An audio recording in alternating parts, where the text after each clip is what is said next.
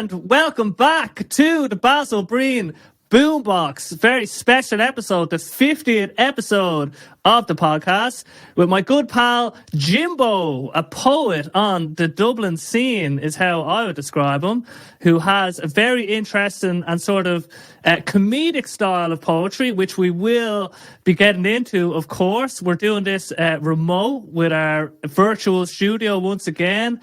I'm out here in the West, and actually, Jimbo, where are you at the moment? Portmarnock, Dublin. Portmarnock, you know what I mean? Representing. Moving up.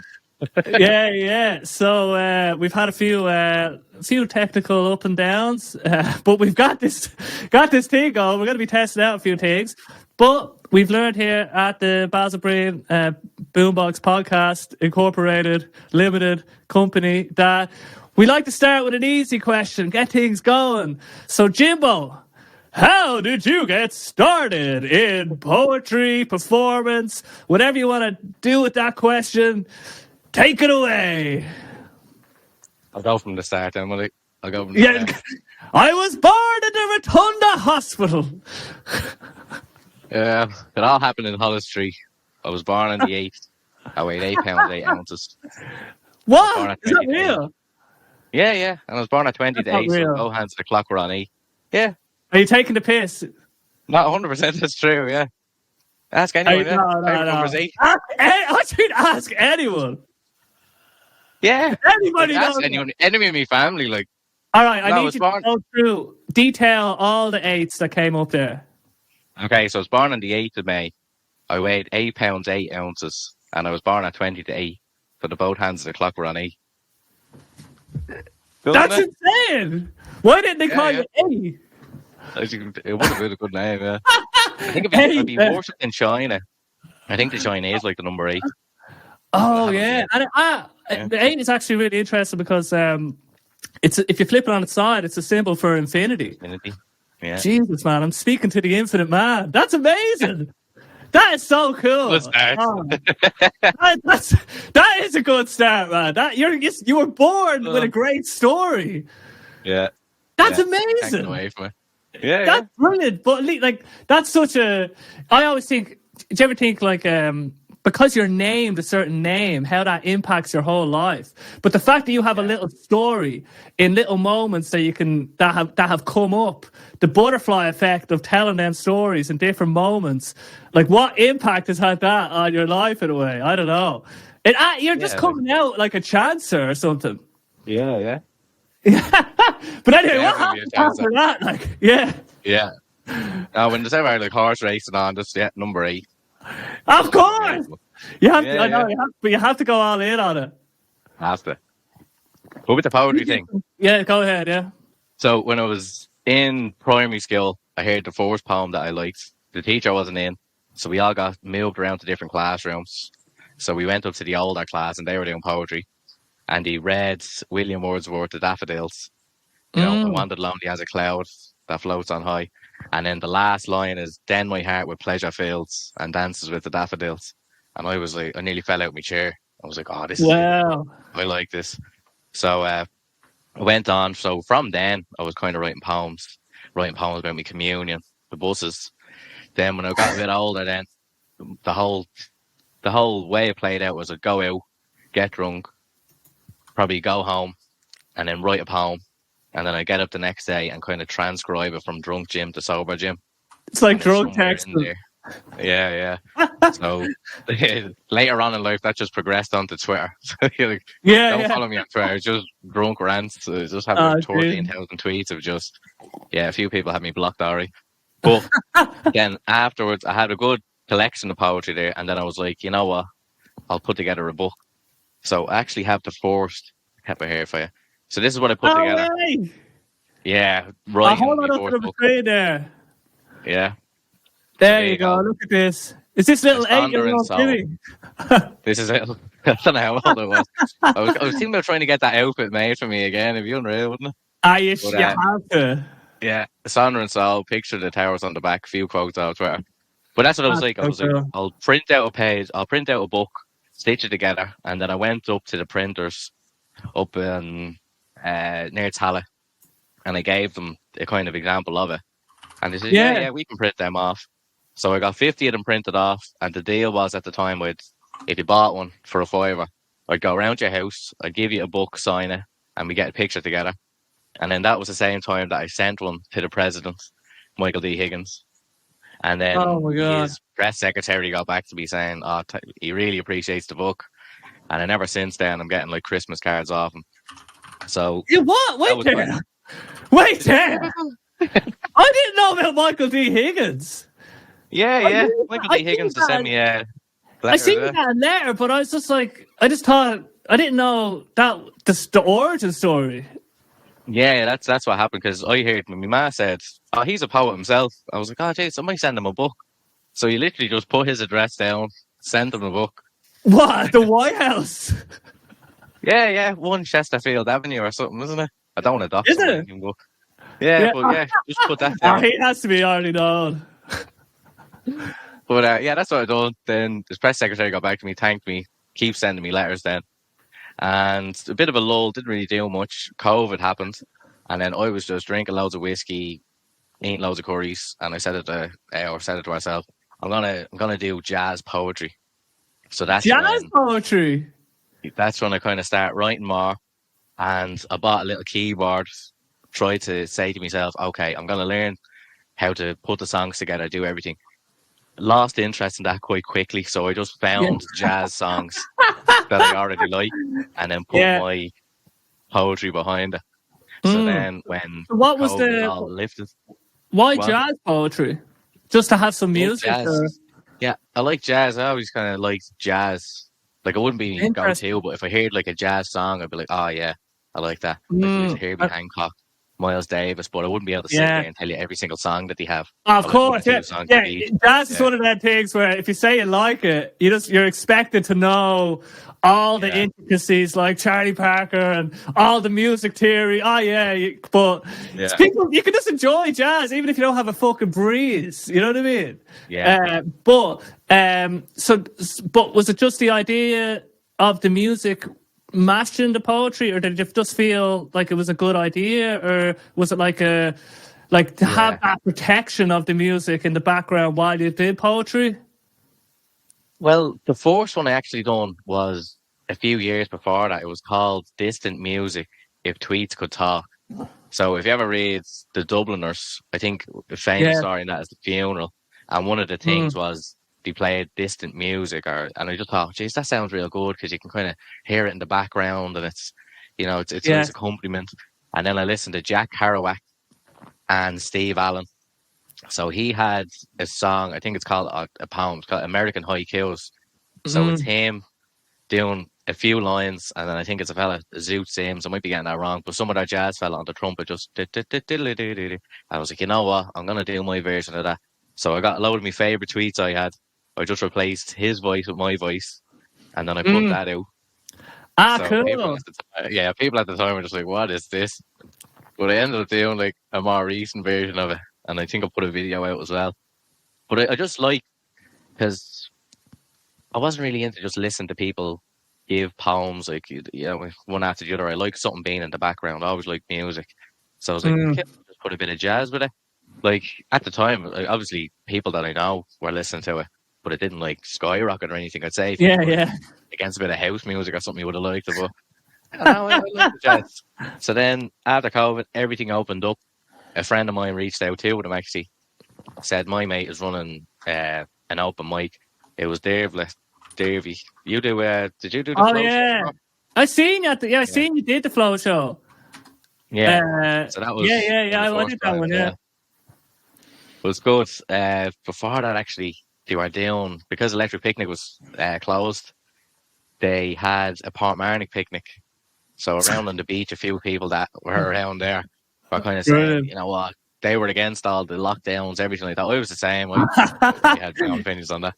They were kind of putting out for another episode at the margin. But they were putting out messages like, we were looking for musicians, poets, comedians, and all. So I ended up like writing in. I was like, "Here, is there any games going? Like, do you want us to do it?" And they said back to me, "We were hoping you'd say it." So that was probably the first time in a long time that I would have done stuff in front of people. and that was with the speaker there, with the jazz. And then I had people coming up to me at the end saying, "Oh, Jesus, you must do this for a living." Like, I was like, "No, that's kind of my first time doing it." So that kind of was like, okay, I might keep this going type thing. So yeah, it felt good. whole show. Yeah, it's good buzz. Yeah. Better buzz. Yeah. Yeah, 9 to 5, you know that way. Oh, it's exhilarating, man. Especially when it goes well. You know what I mean? Yeah. And even when it doesn't go well, though, I don't know. For me, it's all about your subjective feeling of did it go well or not. Like, even if someone tells you, you were grand or whatever, but if you felt, I don't know, if I feel that it didn't go well, it just kills me, and then I'm just like, you need to just do blah blah blah, all this stuff. But you learn more from that, I think, as well. But when it goes well and you feel it went well, because you put it all on the line in a way. Yeah. Yeah. Yeah, it all comes down to your planning, I suppose. I like to have like a bit of a story into the poem. That was about that poem. Here's the next one. So you have, it kind of flows. A flow. You know, that way. Yeah. Yeah, I seen when you were doing, I think it was Emmett O'Brien's gig, you were doing a bit of that. I think you had some, a little bit of a flow going on, I felt, actually, now that you mention it. Which one was that, the Dublin's Finest, the poem you seen it? Was it? I think you were I think you might have been MCing. Oh, yeah. Yeah, that but was you also did a few poems. Yeah, that's what he was saying. So it's just kind of do a few poems in the meantime, just kind of keep the thing going. So the timing was good on that as well, because I was looking at the watch, just making sure they were finished. Yeah, I thought you did we'll get into that. I thought I really enjoyed your hosting, actually. But let's just go back. So you only got kind of going just after COVID, then, like myself a little bit. Yeah. Well, I was doing loads of stuff before that, but getting out into the world after COVID. Yeah, but I was even just putting out like a few like stupid videos and all. And then I think the main video I put out that I was quite nervous about was the unsocial distancing, and that was the whole going against COVID and stuff. People actually give me good feedback, and like growing up in Cool, like I would have thought that people would have been like, "What's this poetry?" But I was getting people that would be considered mad lads. You know what I mean? I wouldn't say judgeable, but you know what I mean? No, fair play. Yeah, fair play. So it's like, I've never had that story of, people were always putting me down and saying I can never do these things. Like, everyone was real supportive my whole life, really. You know what I mean? Yeah. So, well, there's no reason why they shouldn't be doing it. I know. I think there is sort of, maybe it's kind of a cultural way of thinking that's kind of passes by, but there is still a sense of, what are you doing that for? Like, that's silly, that's stupid. I've heard people telling me, I told somebody that I wanted to do X, Y, and Z, and they just told me that it was stupid, and they didn't try and sort of help the flower blossom of what they felt inside. They just kind of extinguished the flame in a way. But most people are just supportive of doing something that's novel in a way, like doing something that's a little bit out of the ordinary, because I don't know, I think we appreciate the fact that people find it like, I don't know if you've ever gone like sea swimming, but I used to do it a while ago, and people used to think, you're mad doing the sea swimming. But once you do it a few times and you kind of get into the water, you realize it's not really that mad, but people give you so much credit because they see it as this big sort of, geez, I'd never do that. So the fact that they feel that it's so difficult, which it is in the beginning, to kind of get yourself out there, put yourself on the chopping block, but it's when you move past that. So initially it is very difficult, and that's why I think people do give you that sense of like fair play. Like, and it's funny, the older Irish, they have a hard time sometimes showing emotion. And it's like, no, like you have to go for it, you know what I mean? Like fair play. Like, they won't get into the details of the words or what. Like, they just a general broad. That was good. You know what I mean? Yeah, I take one of them every day. I take one of them, man. You know what I mean? Yeah. 100%. But so after then you did the flow show, and then. But before that, you did the Port. What was it? The Port Marnock picnic. Oh, Marnie picnic, yeah. That's brilliant. Real. Going against the government type thing, yeah. Yeah. I mean, that's a whole fucking bag of You don't worms drink or it back whatever. up, yeah, not doing that. You don't need me and Jimbo to fucking talk about that. You need us to talk about poetry and other stuff. Yeah. So then, where do you think the story led from the Flow Show then to? Yeah, for the Flow Show, then it was I seen the Fingal were having a poetry slam, and I was thinking, geez, I might just go into that, just see how I get on. So I was like, send a 3-minute video. I already had a 3-minute video of Make Ireland Grand Again there, so I sent it to them. She said, "Oh yeah, perform." So rocked up on the day. Didn't really know what to be doing. First time doing it, and got up there, done it. Ended up winning the thing. I was like, Jesus. "Oh wait, Make Ireland Grand Again as well." Yeah. That's all the merch there. Got this. Yeah. I'm not trying to sell that one, but I'm not trying to sell that one. Yeah, I'm not trying to sell that one. That's just for me. Yeah. Yeah. You know all about the merch, like you. Stop, weird man. trying to sort it out. Yeah, it's you. I want to get into all this stuff because I mean, even with printing the book, that sort of DIY aspect, that go-getter sort of entrepreneurial spirit that you've kind of shown a bit, but we won't get too into that for the time being. We want slam. So you did the slam poetry competition for the Fingal slam poetry. So what's it? Like, what's the vibe like when you're doing a poetry competition? Like, is there? Because I remember I did taekwondo for many years. Well, like if I knew that I was facing somebody in the tournament, let's say, and our fight was up next, like I know they're there, and I know they're good. Yeah.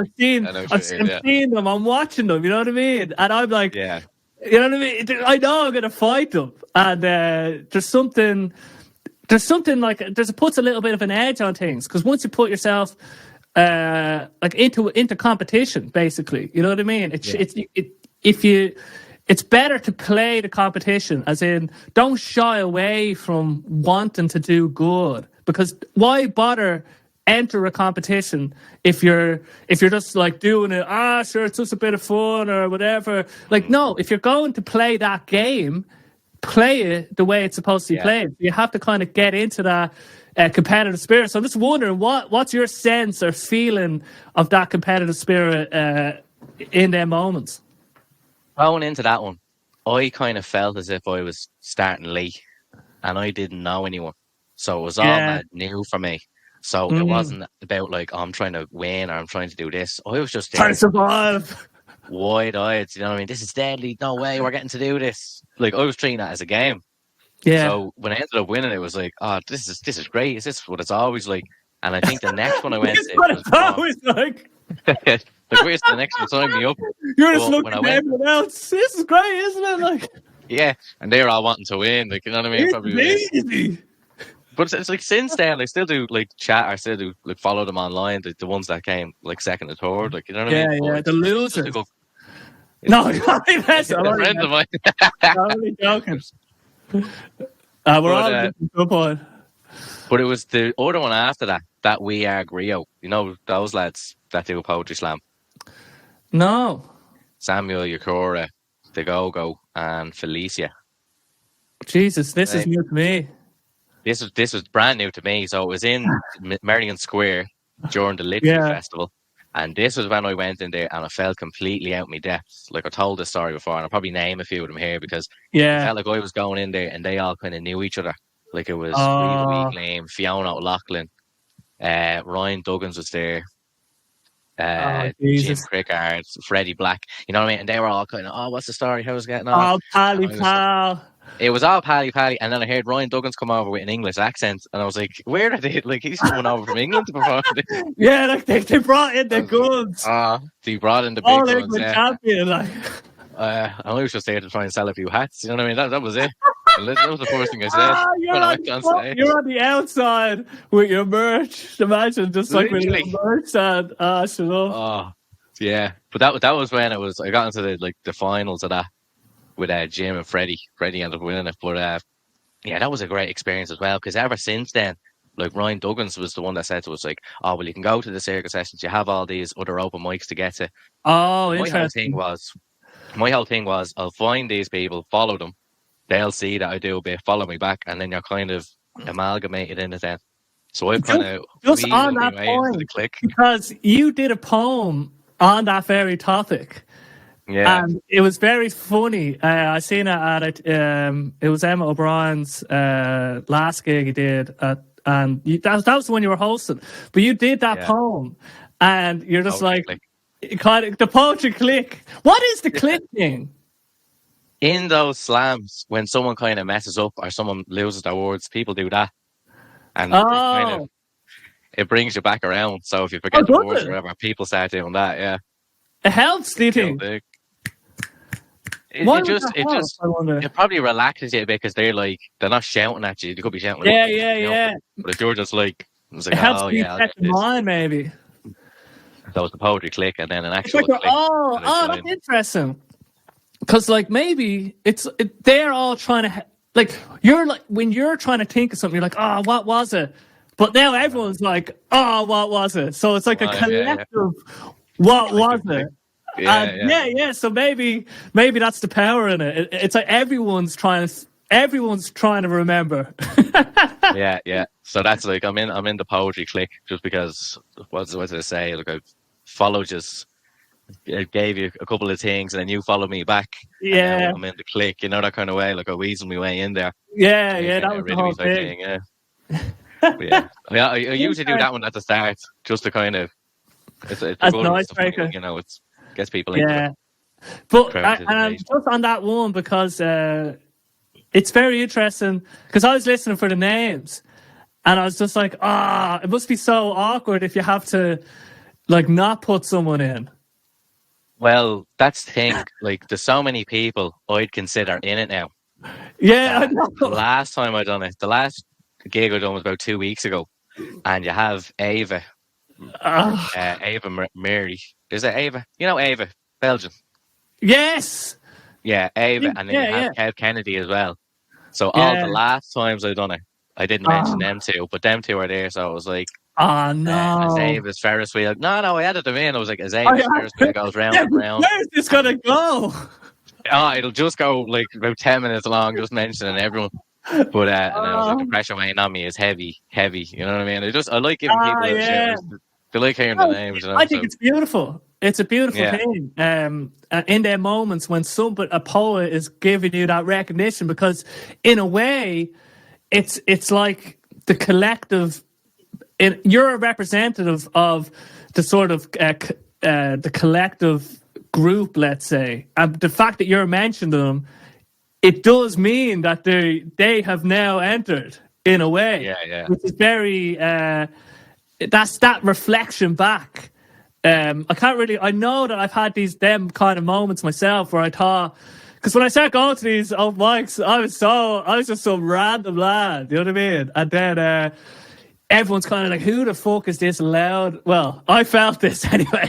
the other thing. Some people, I can't imagine like certain people. I mean, I'm very abrasive. You know what I mean? So it takes a little bit for me probably to warm up for certain characters. Like if people are very introverted and I come on and I was like, oh yeah, look at me, Basil Breen. Do you tell people in the middle of your song, after the end of the song, it's like, shut the fuck up, like I'm only a little laugh, you know what I mean? It gets like that. Man, I just get to, I'm very, the energy just fills me. It's hard to explain. Yeah, I get swept away in like I feed off people's reactions, let's say, and just that energizes me more. The fact that they're giving me attention makes me like fucking blow up. But yeah. just on that, the fact that you have to mention them, I think, is hilarious because there will be like maybe you could do it where you have to mention them only if they're at the event or something. Yeah, like I could have their names and have a little line ready for it. Like I think the first time I actually done it was for Ryan Duggan's book launch, and I looked at who Oh, else was playing the same night, so I just put brilliant. their names in it. So it just Yeah, started off as any gig that I'd go to next. I'd see who was playing, have a little think about them, and have that ready. I'm so happy that this is actually, because I if I started a poem like that, I'd just be thinking, like at the next gig, I'm gonna make someone feel, leaving someone else, and then you're gonna think that I don't like. It just opens up fucking a massive can of worms, man. That's what I am thinking. I have to be honest, so I have to kind of cover all my bases now. I have everyone's name with a little kind of mark beside it. Okay, so I'll see them. Just do a little suss who's around the room. Read the room. Someone that walks in last minute, someone that you really like, and then you're just like, and he's good as well. You just panic, like, you know what I mean? Say the names and they're not there, yeah. Man, it's just, for me anyway, that social awkwardness, I'm very sort of socially aware of just that type of energy, of like, that feeling of like having to face that person that maybe you forgot, or you or you didn't think belonged in the poem yet. You know what I mean? Because that's also a reality as well. And maybe they think they belong in the poem, but they're not there yet. And then I don't know, man. You're making me think more about it now. Yeah. No, I'm sorry. I'm bringing it into my world now.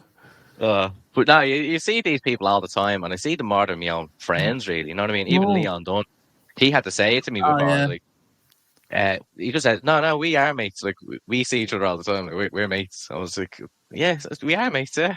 I don't know why it didn't strike me, because it was just like, all right, we're kind of just like poet acquaintances or something like that. But it was like, no, like we're mates in a way. Yeah, it just struck me as, these are my mates. These are my friends now, type thing, you know.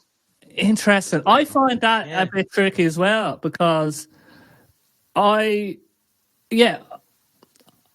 colleagues, or I don't feel. Obviously, I feel like I've made some great connections, but I have friends like that are outside the scene that, you know what I mean, that I make plans with. You know what I mean? I've never really made plans with anyone that I've met. Now, I have made a few little plans, but nothing like. No one's on my made it into the main circle for me, in a way. And I haven't made it into their main circle, which is, it's not like something that I'm like, it's just a fact in a way, you know what I mean? And I've kind of kept because it's hard, I don't know, it's hard to, I actually see it as, it's very difficult, because if I make a really good, close new friend, then I have to, it's hard enough. I find it difficult to maintain the relationships that I have now, and sometimes I get anxiety when someone's getting like, I'm reaching that level with this next person. I'm just like, oh fuck, and that means like more. I have to facilitate that in a way, and I don't know. I overthink stuff so much, man. Yeah, it sounds like you do. Yeah, like I just try to be chill about it. Like I wouldn't, like I do. I even growing up, I had kind of separate groups of mates. Like me dad, I was joking, going out with the good lads of the bad gang. You know what I mean? But, and I know who he's talking about. But depending on what you are planning on doing, you'd go with that person. Like, it's when Leon is saying, "Oh yeah, we're mates." Like, I wouldn't really say to my own pals, like the ones from school, the ones I grew up with, "Oh, do you want to go out to this poetry gig?" You know what I mean? I've said it to them before, and they've been to a few, but it's not really their thing to go to all the time. You know what I mean? Can you hear you? Where were we, Jimbo? Can you remind me, please? We were talking about making all these great friends. So when you're, that's so funny. It's great actually when you acknowledge the friendship, like with Leon. Let's say it's like, we are mates. Let's just say it. We're mates. You're my friend. Like, he was picking me up to go into gigs, and I was dropping him stuff home. Like, I met up with Leanne stuff to give her like a hamper that he won. You know what I mean? Like, that's friend stuff. So I was like, you're kind of right. So if there's a gig going on, or you're going into circle sessions, like I'll be texting that group of mates, or I only met up with my other group of mates there yesterday to go to Nando's. You know what I mean? Yeah. They want some skills. One of my mates bought a house. You know what I mean? You get a look at it. So that's interesting, because I don't have anyone to text at the moment anyway. Maybe I'm in Mayo now, but I've never texted someone to say, maybe someone's asked me, am I going? But I haven't made that step of like, oh, do you want to go in together in a way? Yeah, I'm afraid to make that commitment to people. You know what I initial mean? thing, yeah. Then we're there for the night. We have to be together. No, I'm messing. But I don't have. I'm sure it's not a big deal, but I don't feel that I've acknowledged that level of friendship with people that I've met yet. In a way, that's like the next Gotcha, set. Maybe I'll text you, Jimbo, next time. It's like, hey, Jimmy, I'm open, yeah. I'm going I'm a into good mate. circumstances. If Things to you're do. going, that's cool. Yeah, if you are. No pressure, yeah. Okay, One of them. it's okay if you're not though. That's just my personality though, because I hate people. I actually hate putting people out in a way. Like if I ask you to do something, like the podcast is a bit different, but like I'm very kind of. I don't want to have to burden this person, even though they wouldn't feel burdened. Like they actually would like to maybe hang out or something. It just feels like they have to fucking make time for me, and I don't want to have to annoy them. It's I didn't even want to have. I didn't even want to have authorities or anything because I was like, I just asking people to have to go and do stuff. You know what I mean? I know.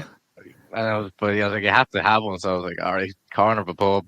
It was all right. You know what I mean? No, I do think with birthdays, I flipped on that. I used to be like, oh, don't make a big fuss, because now I make a big fuss like when my family's birthday's around or someone's birthday, because I mean, you only get so many times to really celebrate someone for a day, and celebrate somebody and celebrate yourself, and let people show their appreciation, because when it's their birthday, you want them to feel how much they mean to you, and vice versa. So I think it's important to, because then that's like once a year. It's like having your own national day. I think that is important. But that kind of makes me think differently about it. I'll probably have a birthday party this year, and I'll invite you as well. Is that? Yeah. Well, what day is it, Jimmy? We have to fucking 8th of May, somewhere around that time. We'll try something. Man. Okay, yeah, we might be able to make that one. Geez, I'll have friends. No, I'm not. It might sound like I'm saying that. Like I've made some. I mean, I know people well. You know what I mean. I've really good rapport with a lot of people, but there's only few maybe that I've made plans with outside of the regular sort of scene events and activities in a way. But it is cool. Get together as well. You're just talking about the similar things. You're only really talking about the poetry, or you're probably just talking about the music side of things. You know what I mean? It doesn't venture off into other, but sometimes it does. And then you're like, okay, it's a bit more than that. You know what I mean? With my other friends, I don't talk. There's no music shy. There's no anything. But I actually just like talking shy about everything, like AI and just business and just. Well, AI is a big one in my head now, because we're really on an exponential curve of change. Did you see that one, Sora? Is that the one? Sora, that's, oh God, that came out, and I just had to. There's a few people I just had to text straight away. Like my brother, both was just like, "Have you seen this? Have you seen that? Have you seen this?" But that's going to change everything, because now people will be able to experiment in the domain of cinema in a way that they don't need to rely on actors and having a crew, or even the technology as in the cameras. The amount of the only thing that's stopping people from being let's say directors or creating great video and movies is there's a lot of barriers, because the learning of it all is one thing, but you need a lot of good software. Like to edit videos, you need a good laptop. You need a good camera. You need decent lighting. You need so much. But now people will be able to just, with AI, express what they want and have it be brought to life. And I think that's going to happen with music. It's going to happen with everything. And we have to look at that as a way, sort of. Because we're actually very privileged that we live in the first world, let's say, and we can create music, and we have time to put into all these things. But there's people that are just in dire situations, and in worse situations than us. And they more people being able to, because imagine I know I'm going off one here, right? But in the 1800s, imagine having a guitar would have been a rare thing. And then more people got access to guitars. So now people are playing guitar music. No one, like the people who initially had the guitars, like hopefully they wouldn't begrudge the people. They don't have, like, they didn't have to like spend all the money or whatever to get a guitar. Now they just have the guitar. And the same thing with music and cinema. People are gonna be like, they didn't have to do this to get it. But it's just like, well, that's a good thing. That's actually a good thing. The more that we can empower people, that their limitations aren't limited by their situation or their financials, I think that's going to be a very positive world. And just to be able to, I'd love to get into cinema in a way. Imagine creating a story, like a movie. Like Jimmy, like you could create a story, like an actual story with actors and have it be brought to life. And I think that is so cool that we'll be able to do that in our lifetimes in a way. Like you could, because I think you enjoy it as well. You have the 360 camera. Like I've seen some of your videos, like so. But imagine playing that out. But like imagine, like look at Emma O'Brien. He has one of the poems he did that night that you were hosting. It was like this unbelievable story of him revisiting an old friend who he used to go on a session with. Oh, yeah. And that needs to be brought to life. That story is just, it's incredibly gripping and engrossing. And imagine that could be brought to life in a real sort of cool way. You know what I mean? Yeah. So anyway, I think that's going to be just... God, it's going to be insane. And that was with your stuff, like the pictures and the stuff that you put out, even the videos. They're mad details. Like you must be putting in some prompts into that. So the whole process for that is, I've built a massive. It's actually really evolved, this bit of software that I've built. But what it does is it takes the lyrics. First, it takes the audio. It transcribes the audio into words. Then for each line or I have it set up so there's a certain frequency of images that it'll automatically apply. Now you can edit afterwards, but imagine every 1.5 seconds, every word change after that, it'll add an image to that. So what I do is I go, hey AI, I have these lyrics. And when this word appears, I need an image. So come up with a prompt. And it comes up with these insane prompts. So I'm not even coming up with the prompts. And then it comes up with a description. And then I go, okay, now make that description. And what you can do as well. Now, this didn't get good results because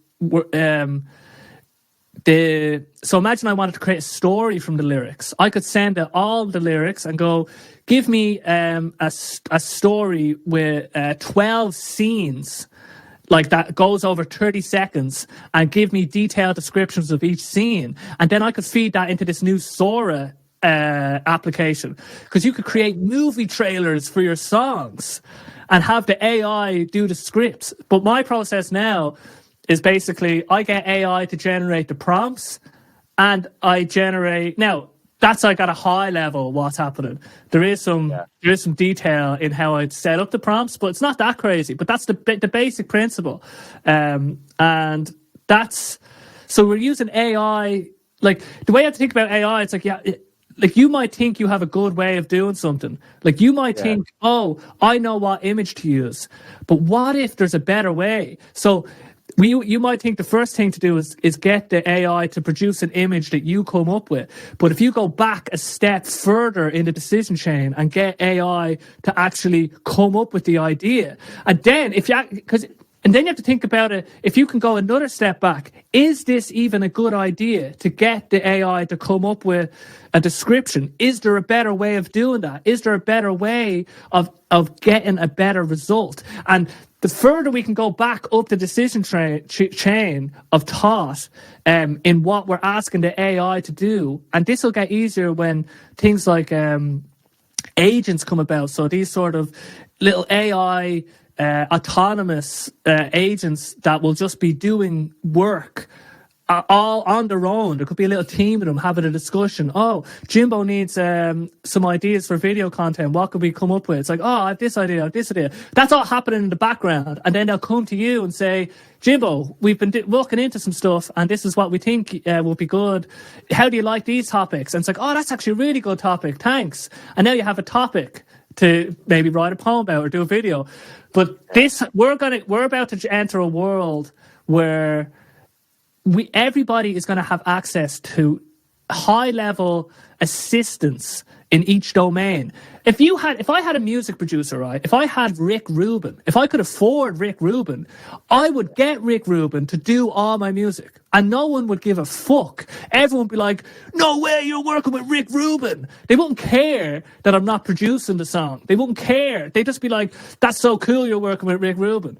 But if I got an assistant and I got AI to produce the song, it's like, oh, you're using AI, you're cheating. But are people that have millions of dollars or euros cheating?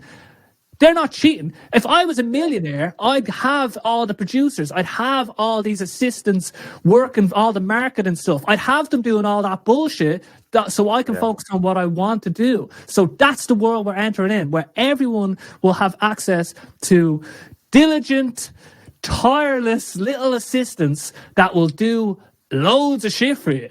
And I'm actually looking forward to that because, in a way, we all want, like, people are doing so much bullshit in the world. And now the economics of all this is going to change things drastically because your labor will be we won't be able to produce value with our labor. Because an AI will be able to do things better. And it's actually, in an economic world where humans trade labor for money, it's going to change. Everything's going to change. That model isn't going to work. We're going to have like sort of a universal basic income, or basically what's going to happen. Well, there's no way. Let's say 10 years, 100 years, 1,000 years. It's not a matter of if, it's a matter of when. If we don't blow ourselves up, so it's not like tomorrow. But this is going to happen, and we've seen with things like COVID how poor the response can be from the government when they have to make quick changes. So they need to start thinking about all this stuff now. There's so many jobs, like copywriters. Copywriters are gone. Lots of graphic designers are probably struggling now. Lots of legal firms now there's lots of stuff that you can just automate. Lots of legal, low-level legal stuff that is just automated now. And that trend is just going to keep happening for loads of different domains. Now, I know you triggered me here, right? But we're going into the metaverse. Yeah, let's go. You will be more productive, as in there'll be a point where, the AI will make us more productive, and we'll be working with the AI, and we'll be a little team. But as soon as me and the AI versus the AI, as soon as the AI gets better than me working with the AI, then it's just like, all right, see you later, human. Like, that's the capitalism, the economics of it. That any business will just make decisions on the basis of profit, because that's actually their legal obligation as a company. They have to try and make profit. So anyway, so that's a whole. I'm really excited because it means we have so much time to do things. And there's our granddads had to dig fucking fields, and they had to put everything into just getting. And maybe there's something beautiful about that life, but we'll have the capacity to play in a world that has really no sort of limitations. Like in the next 20 years, like when we're about 50, like it'll be class. I'm really looking forward to just that world, but I don't know if you have any thoughts on any of this. I think there might be like a whole subset that will just kind of want to go the complete different way. Just get away from technology altogether. Just go live on the farm. Be like 100%. Yeah. It seems like the safer option. Yeah. Because you can learn from history, and history is like, oh yeah, we've done that before, we could do it again. Whereas this is all new. This is all Yeah. crazy. This is kind of nearly proven that we're living in a simulation. You know what I mean? Because Yeah. everything's going to be a simulation. Like who's It to say might as we're well not be. a prompt Yeah. in AI? Oh man, that when I have you had that?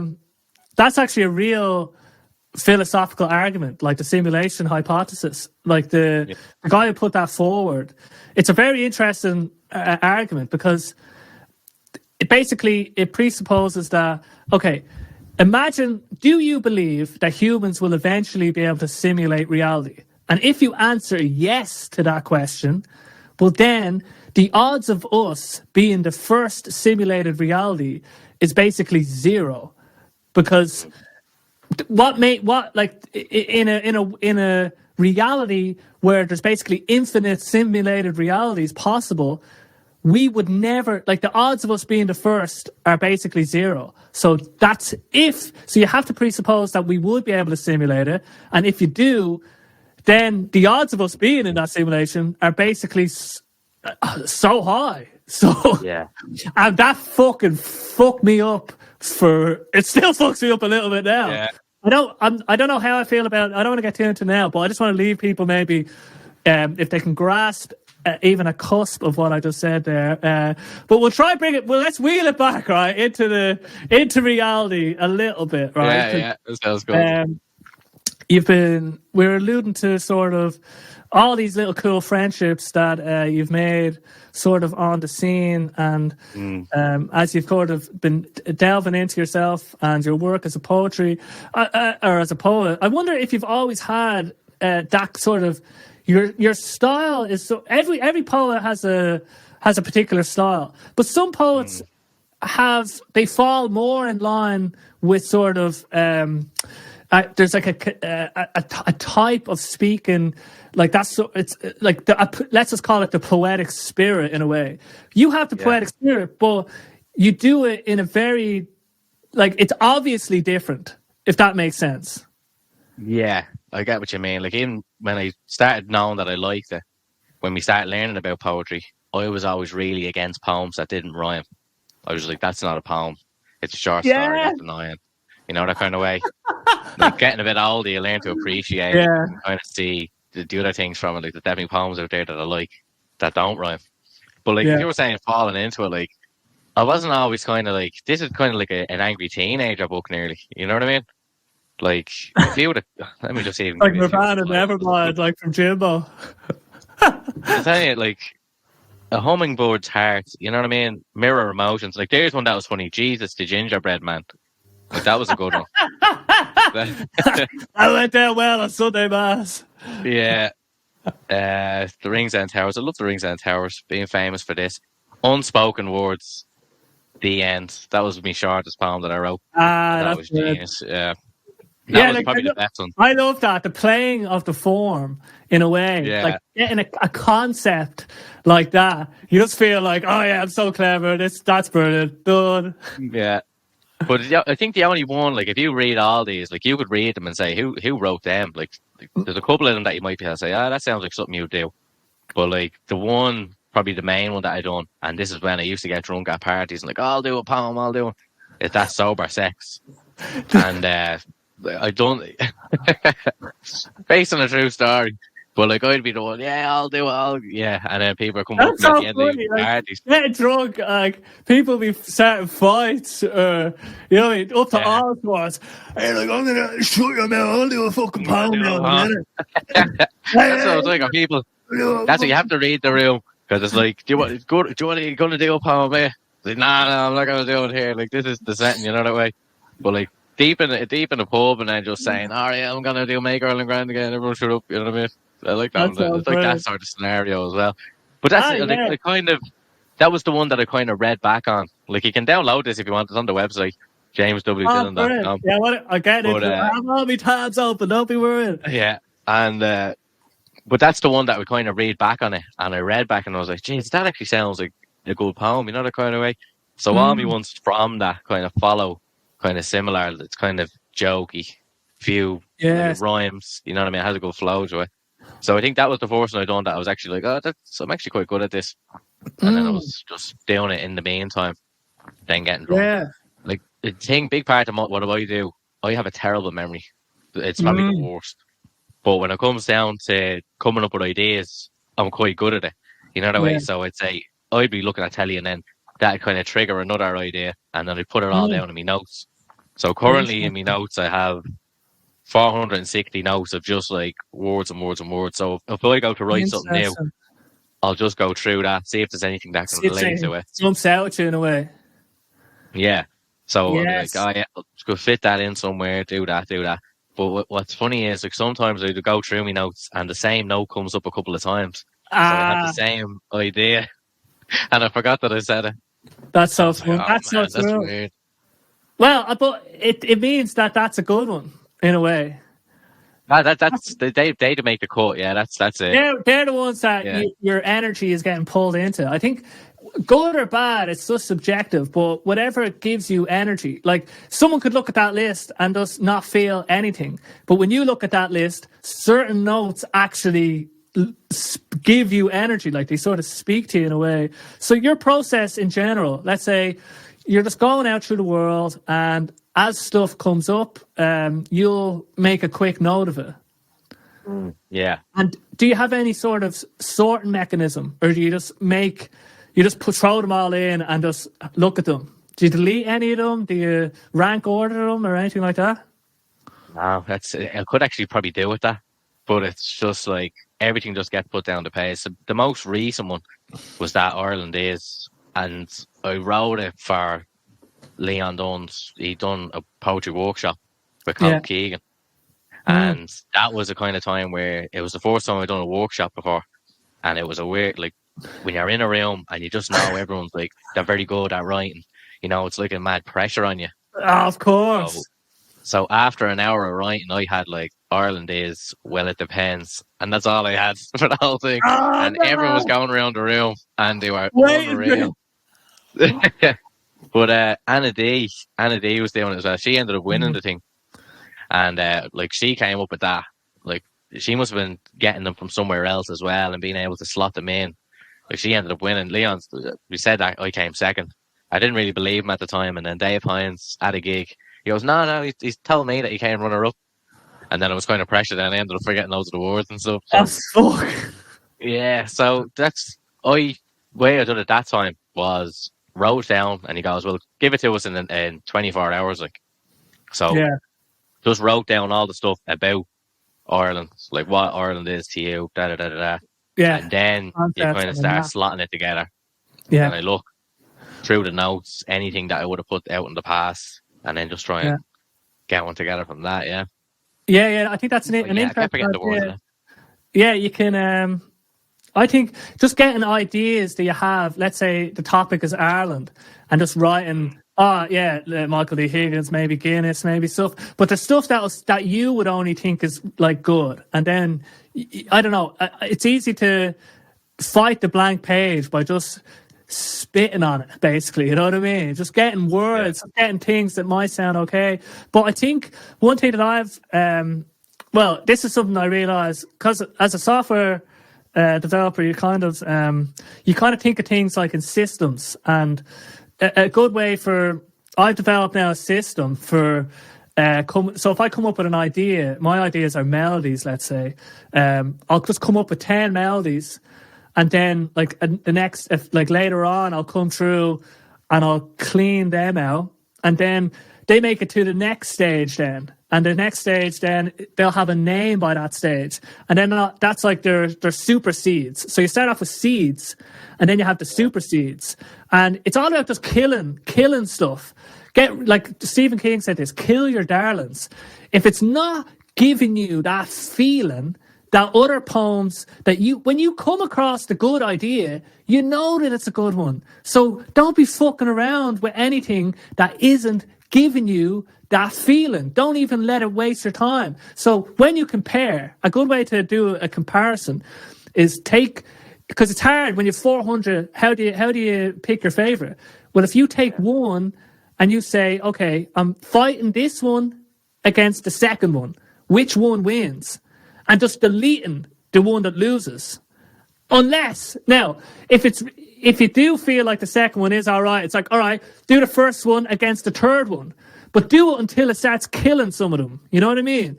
Because it's like, that's I found this in a book on trying to name your babies. My friend Chuck was he was about to have a baby, and I just picked up the book. It was like Parenting for Dummies, and randomly it was a mechanism for trying to decide on baby names. Because how do you pick baby names if you've so many of them? Put one against the other, and then let them kill each other, and you can always come up with new ideas.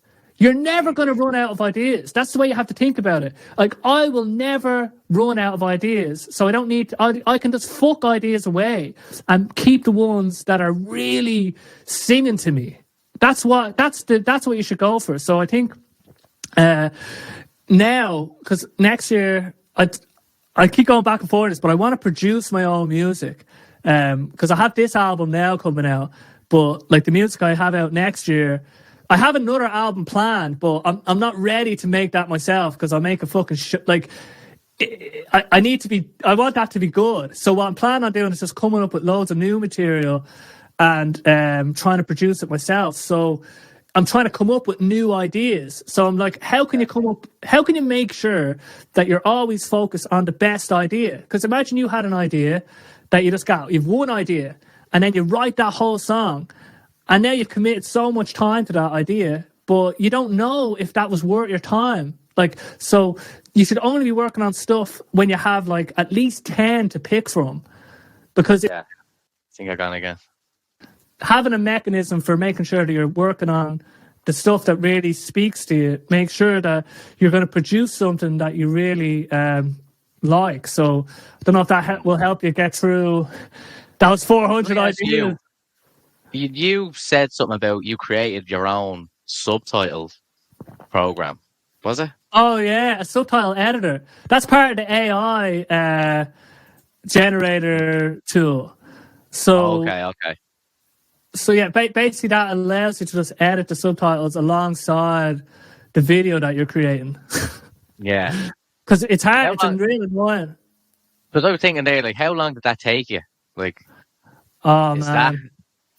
Because I'd be thinking that your time would be best spent actually like creating rather than having to do the programming in the background. You know, that's what I wanted to say to you. I agree 100%. I have this thought when I'm working on it because I'm just like, why am I putting so much time to it? Programming for me is something that is there's no block to me programming. Because that's my job. So I can really. I can start programming any time, and it's real satisfying programming, and it's real. It's just that I really enjoy it. Yeah, I love building stuff, and but I know I'm using it to not work on the music production. I'm procrastinating in a way because I think like instead of wasting my time with so much stuff, but I don't know what it is, right? My problem is that I want to do everything. I want to do everything. I want to make the videos. I want to fucking make the software that does the videos. I want to fucking, I just want to, I get these ideas and then I follow my energy. But I'm trying to now get more organized in my work because, like you're saying, like, now, the reason this project will be good is because I could use it to get work, let's say. I'm looking at trying to get, like, I have a good contract now, but in the back of my head, I'm like, I could probably make more money because I'm not doing as many hours at the moment. But anyway, so I'm thinking that project could be good for something like that, and it is developing my software skills. But I can't disagree with what you're saying. Waste time is not a good way of saying it, but that's not a waste of time. You'll have something to show for it at the end. But I was always go ahead. No, you go ahead. Go ahead. Basically, it's not aligned with that's like the music production. I find it very difficult to sit there and because I get stuck and I'm just like, I don't know what to do next, and then but with the software, it's very easy because, I need this. I need it to render the video when I click this button. So then I can build that in a way because it's obvious that I've done it. Whereas with music, I don't really know. I need to get to a point that I'm at with programming where I can just start trying to produce music and there's no block because I know what I'll need to do next. I get paralyzed by not knowing what to do next. And because music is so subjective, like I could wake up one day and think this is good, and then the next day I listen to it, I didn't like it. And that anxiety of knowing that the work that I'm doing now is, I might have to backtrack. Anyway, I don't. No, 'cause I remember, like, I heard years ago, Bill Gates said, if you want something done, like, quickly, like, ask a lazy person. Like, I'm always trying to find out the easiest way of doing something. And then if you find out the easiest way at the very start, if you're ever asked to do that job again, you'll know how to do it straight away. So you have your program there now that you could probably just run and do it. Exactly. There's been so many times so that, like, I know we're talking about Leon again, but he reached out to us last time. Remember the video you played last week? Oh, yeah. He reached out to us before that and goes, like, oh, what do you use for the subtitles? I says, CapCut. He goes, oh, yeah, that's it. Yeah, I'll give that a go. And then, like, a few minutes later, puts the video up. It's doing great. Words and all look deadly on it. Oh, it's brilliant. So, but I went through a load of other programs. Like, there's no way I was going to sit and try and program or write out subtitles one by one. Like, I just had to go through a load of different ones, pay for subscriptions with these and that. But at the end of it, you come out with this one. This one works, and I just use that with everything now. So, yeah, no, it's good. It's great. That is good for the subtitles. If it was just subtitles, it's hard because what I want to do is I want to just make it so I start with an audio clip, and then that becomes an AI video, basically, with the subtitles in it. So the subtitle editor is part of it in a way. But once I edit them once, they're basically I can create different videos for different subtitles. But the point is that I was trying to create just real for each. Imagine cutting my song into different clips, like different parts of the song, and then creating videos for each part of them programmatically, basically, with the subtitles. Yeah. So I've worked my way through a bit now, but I find with the music subtitles, it can just get it off. It's off by a little bit or something. But maybe I don't know. Anyway, I've gone so far down this rabbit hole now. That's why I don't want to be like, you just wasted your time. Don't be doing that. Yeah. You've done it, and you have something deadly at the end of it. Like, you're putting out so much stuff now. Like, what's your goal? Is it just to kind of get everything out there, try and get as much promotion as possible, or? I'm trying to figure out how I can.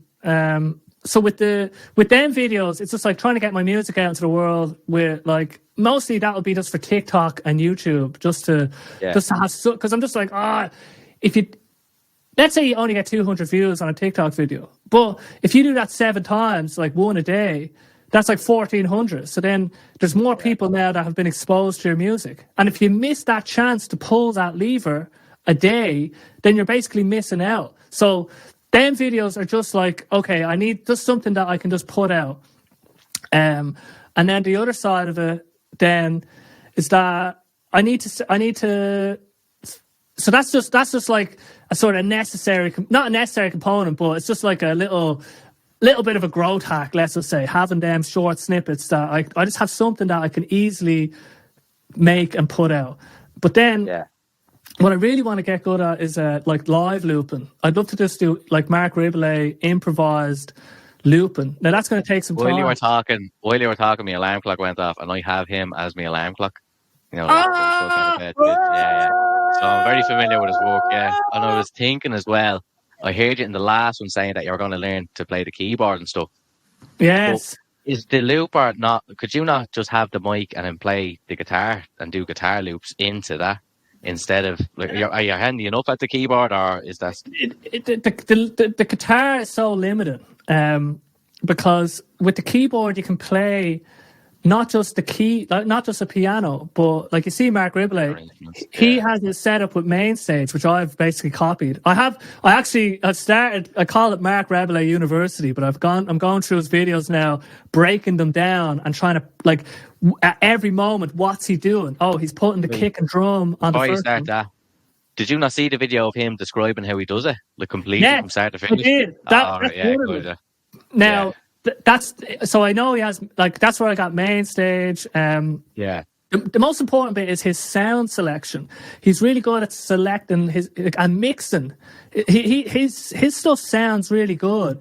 So sound selection, building your library of sounds is one thing. But if you have the keyboard, then you can play any sound. But the cool thing is like everything he does is right in front of you. He's putting the kick and snare on the first one. He's bringing in the shakers on the second one. This is one of his basic templates. He'll bring the bass in on the third. Now, once you have them basic foundational elements, like what chords he's playing and the bass line and the drum patterns, that's all improvised. But there is structure. And the transitions, he's really like when he stops everything, plays it again, when he does things like filter stuff out. So I'm building a library of transitions because that's how you make the song. He has the blueprint. He's done. His breakdown is good, but what you really need to do is analyze what he's actually doing and basically build a little university. That's what I'm trying to do now, and it's so enjoyable. I can't believe. Yeah. That's what I know. I need to just. I am putting time into it. I am getting getting into the piano. Like I'm putting time to it, but it is going to take time.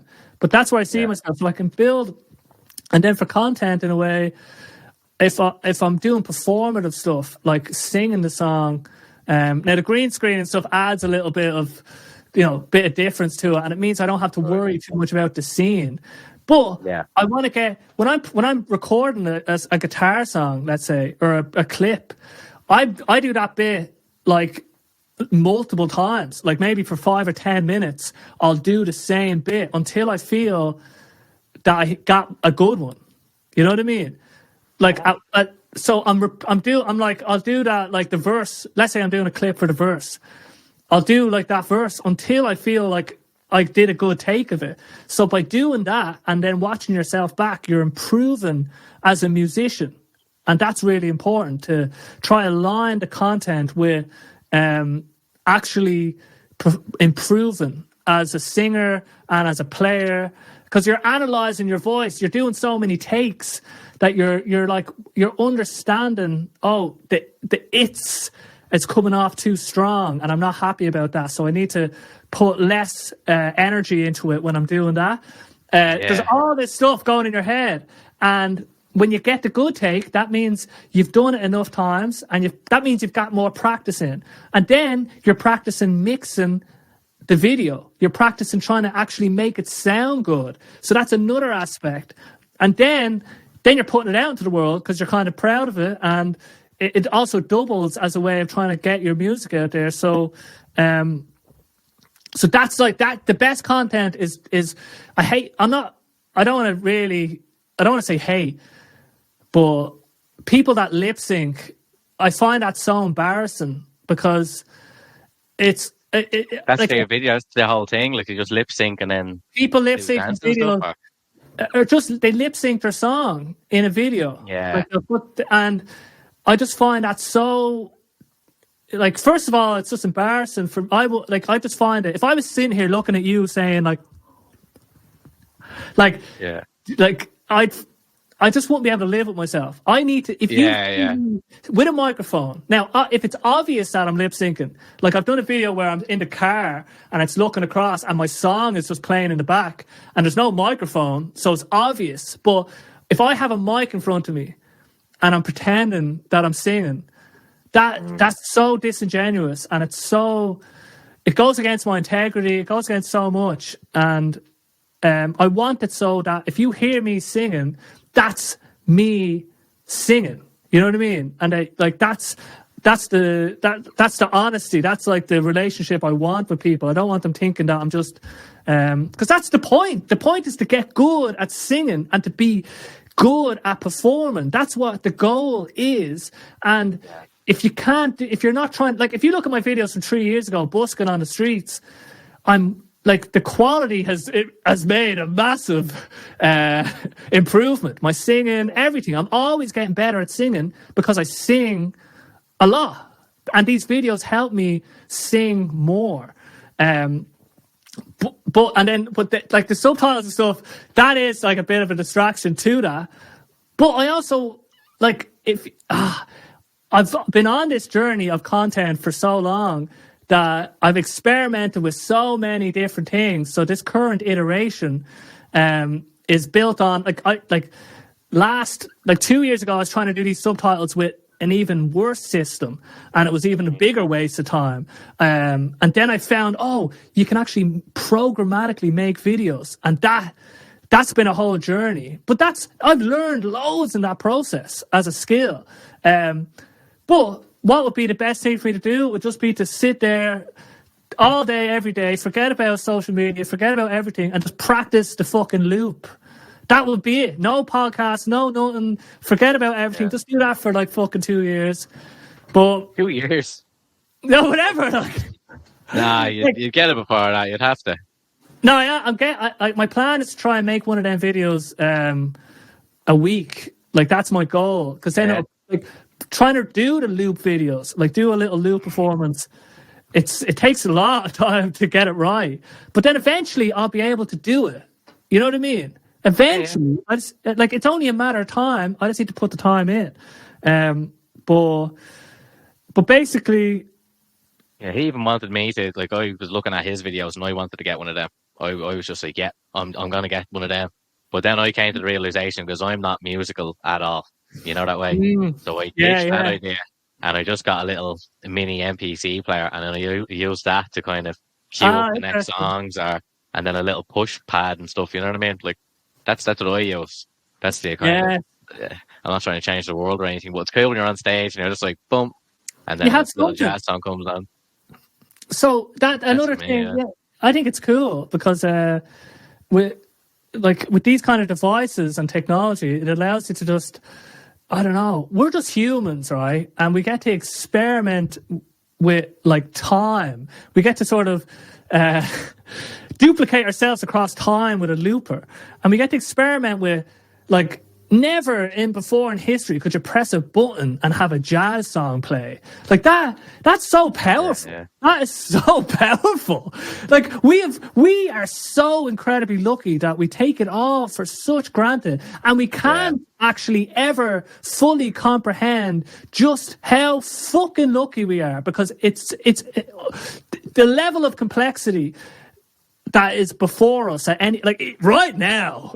Like, if you see, like, even for you, this is way beyond comprehension, and the fact that we're able to do this is just insane. So that gratitude, I'm always just like so lucky and appreciative that I'm born at this time with whatever gifts I've been given, like, as not just like as in my genetics, whatever, but like like right now, I'm in a good spot. Like, financially, I don't have that many worries. Maybe when I was younger, I had a lot of stuff.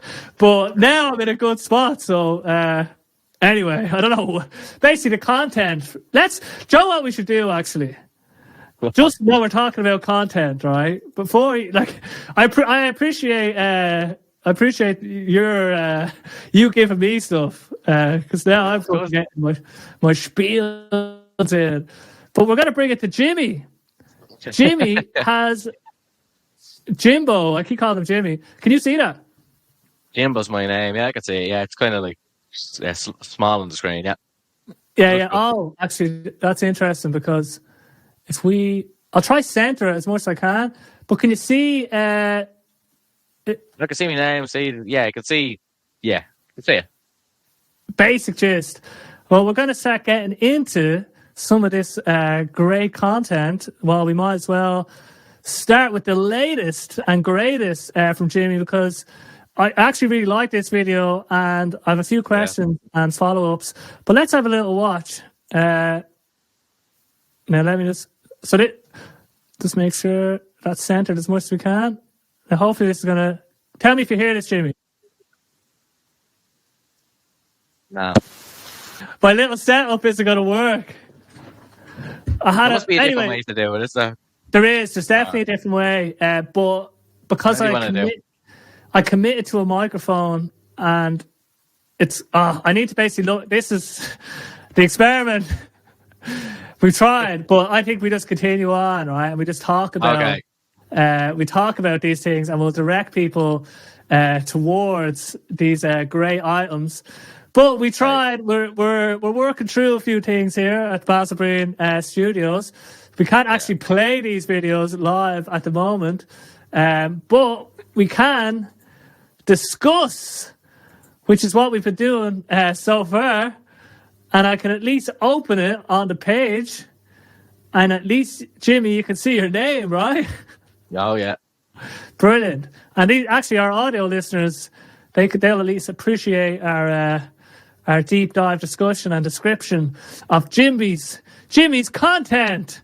So, as you can see here, there's a recent video that he put out that I thought was actually pretty hilarious, and I thought it was really well shot and produced. And I was just wondering, first of all, when did you record this, and who recorded it? This one? Oh, I recorded everything myself, and that was... I think I done that probably... Do you want me to say it first? 2024, new year, new me, but I'm still going to fling mouldy loaves of bread into my neighbour's tree. And I know where beef was all the way back in 2023. And I was willing to wipe the slate clean, let it all go, look past the constant bad jokes. But his removal of missing cat posters is something that doesn't sit right with me. So I'm going to turn this man's leaves into an avian bakery. And we'll never be mates. But until he changes his ways, this bread won't be the only thing with a past due expiration date. Yeah. Perfect! That was like we were... Maybe that's how we could do it. Yeah, I think that was like the first or second take on that. Kind of on the audio side of things. Brilliant. But, so you set up the camera here and everything? This one was from probably the second week in January. Right? Okay. And this is what the whole thing was. And I had it kind of written down halfway. And I just kind of needed a bit of a story. Like, if you want to give... Sorry, whose tree is this, actually? Because you're really fucking the bread in. Oh, yeah, the bread really has to go in. Because, there's boards in the area. And, like, you know, the bread sometimes they'll goes sort it off. out. Yeah, like, the feedback we get is, like, buy less bread. You know what I mean? So, which we have done. That's why you're kind of waiting a while for a video, you know? But, like, yeah, the bread goes stale. Throw it into the tray, and then the boards around the area like it. And there's the old neighbour area. So is this who is this? The neighbour. So that's hilarious. Yeah, but that's the thing. It's like I have the first ones there. I just put them up the stories first, and I kind of regretted it then because people are just laughing on the story. You know what I mean? And you kind of have to be there within the day to see it. Yeah. So I was sticking all the best stories onto TikTok then.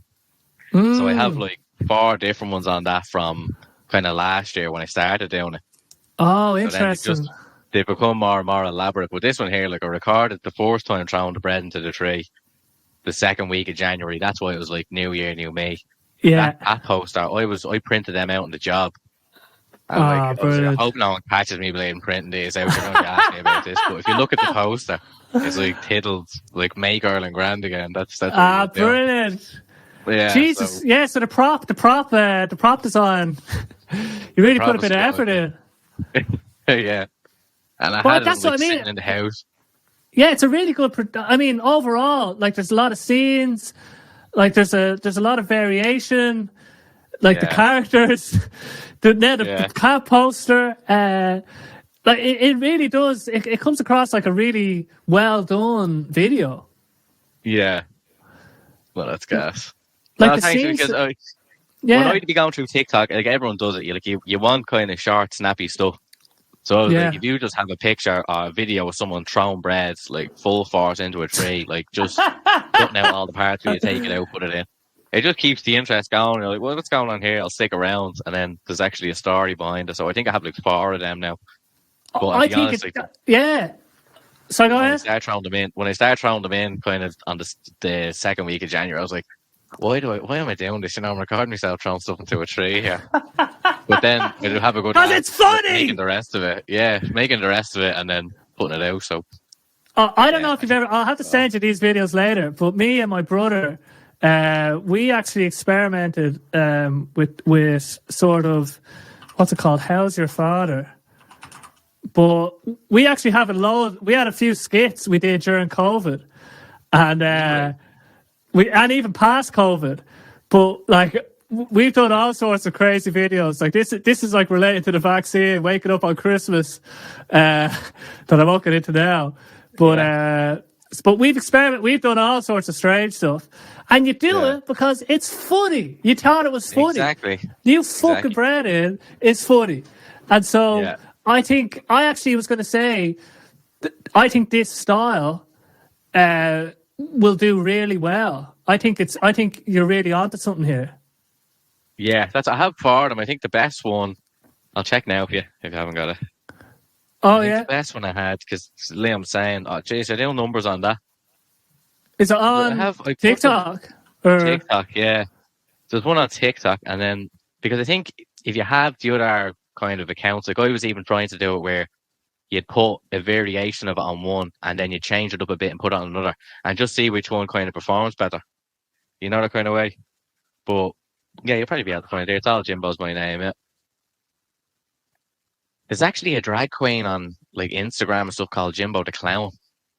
So I have to say Jimbo's my name, or else people look up Jimbo and then it comes up like a drag queen first thing. It's kind of takes a bit of explaining then. But see the numbers on them, like 23,000 and all, you know what I mean? Can I hear you? Jesus. Can you hear me now? Yeah, I can hear you now, yeah. God, we're really fucking... I need to sort out this setup, man. There's too much going on. Can you hear me now? Yeah. I can hear you. Okay, so you've had variations of the bread one. But it's all just been me just throwing stuff into the trees. Like, you can see how bushy they are. That was during the summer. No way, that's like, hilarious. The stuff goes off and I just throw it in the tree. But the whole thing is, like, I think it starts off, my neighbour is celiac. He tries to remain gluten-free, but I spend every Saturday slinging gone-off wraps into his trees.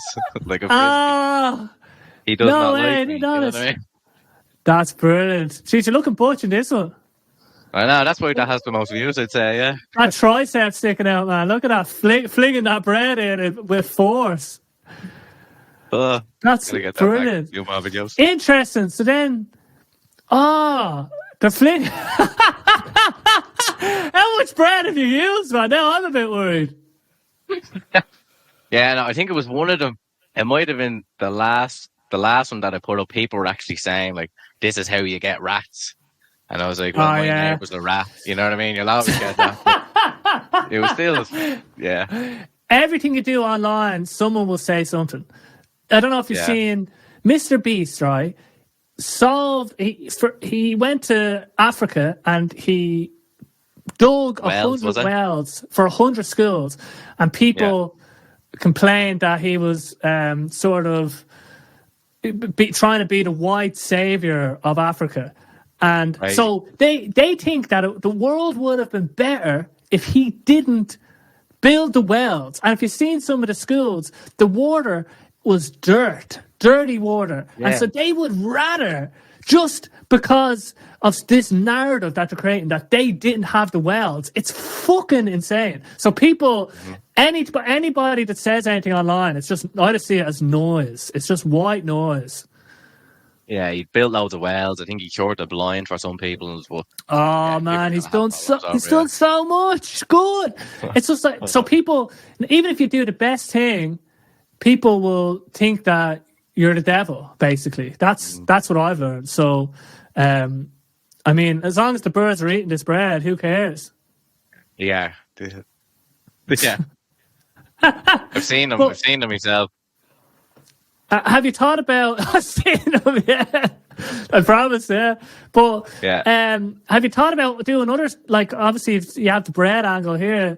But I think this overall style, this comedic style of like an Irish poet doing these comedic poems with sort of relevant footage, I think it's a really good idea. I think you're probably right. I think it was because the first one, like that was the first time I got loads. Like I say loads, it's loads for me. Like 13. Oh yeah, I know. Yeah. People are like, and I was like, what's going on? So that kind of forced me. I was like, I'm gonna have to get more bread here, you know that way. Then I did another one, and I was like, that got even more. And then I was just getting to the stage where what am I doing this for? So that's something else I could be doing. So I think you're right. You could do the poem with something else in the background. Because I was even given, I think it was Ryan Duggan's advice saying, I think you get a bit of B-roll in there or something. You know what I mean? Just do something in the background just to keep attention. Because like Leon's one way he's talking and it's like straight onto the camera. Like people are going to be focused on that anyway. But other stuff that you might be just, I'll stick a little clip of people walking down the road, or I'll do this. It's just, if you're trying to get people's attention, you probably have to make it a bit more dramatic, dramatize it a bit. One thing I just going back to the content, it's like you want to make stuff that you would actually watch, basically, that you would actually enjoy. And if you do that, then I mean, as a consequence, other people enjoy it. But if you can, like you can see here, like this is like an evolution, because in this one it's just like it's like one standard shot. One standard shot. I think this is also one standard shot. But this one, now you're getting into it. Now you're like, this is like the next evolution where you're actually developing scenes. You develop like a story. Wardrobe change. It's much more involved. And I think if you kept on this path, you'd evolve even more. Like, I think this is brilliant. Like, it's actually telling a story. Like, you have to think. You're experimenting with like cinematography here. Like, you're like, okay, for this part of the poem, I need to be looking out the window. For this part, I need him pulling off the poster. I need to shoot these scenes. So, and I think you like the video stuff because, I mean, these 360 videos as well. Basically, you've been experimenting with them a lot, it seems. Yeah, I like the 360 stuff. I said to myself I was going to try and use it a bit more because they are quite good. Like I think I have one from just a walk around house, but it's just being able to, like, even when I had the GoPro, like, see this is me going up, putting the GoPro down, running back, running past it, running back. Yeah, you know what I mean. So I was like, well, if I have the 360, I don't really need to do that. But yeah, like, I was having a great crack doing this. Like if you check the Strava, like the run map, it's just squiggly lines all the way because that's so funny. Yeah. But there's something about, like, you're setting up the camera, you're setting up the scene, and then you're actually recording it. So I think I actually started because I got pulled into sort of cinematography algorithms on TikTok and and Instagram, and there's so much, like, as in, like let's say B-roll and types of shot, like close establishing shots, and then lighting, and then color grading. There's all sorts of, there's so much that goes into actually creating like video, if you really got into it in a way, like creating a story. And I actually think it's just another outlet for expression, I think, video. And if you get really into it, you get really good at it. Like when you watch a good movie, I love movies. You know what I mean? When I see a good one, it makes me feel, God. Well, I can make it feel any number of things, but it's such a deep and powerful, expressive medium, and I think it's great that you're experimenting with it, and I'd like to see more. Yeah, I think I'm gonna have to. I think I'll put this out there for you now, what I was thinking of doing. And I think if I say it now, I'll probably have to do it. Yeah. If you have a gig, you could, like, there's one video that I done the Casino Marino. It's on YouTube, yeah. But I got one of, like, the best feedback from it because, like, I spend loads of time on YouTube. Like, if I'm just on my own the house, I stick it on, I'll have a video going there in the background, I'll be looking at everything. So this is where it was like, okay, well, the ones with subtitles seem to be doing quite well. You know, I'd be looking at those type of videos as well. So the best one I have is that we was going to the Casino Marino, and it's literally like a video going up to it, standing outside it, and all the while I'm getting an introduction done by Damien. He was the one that he came second in the Fingal Poetry Slam, but he was the tour guide for the Casino Marino, and they were putting on a thing for Poetry Ireland. So he asked us to come up and do it. So this is it. Like, I have videos going up, and it's kind of like B-roll of just me outside the place, and then it's like James Dillon, and then boom, you're standing up and you're doing your poetry. Brilliant. So I think what you could do is, and I've started doing it, where you're going to a gig, you're recording yourself going to it, then probably 3 videos in total, yeah?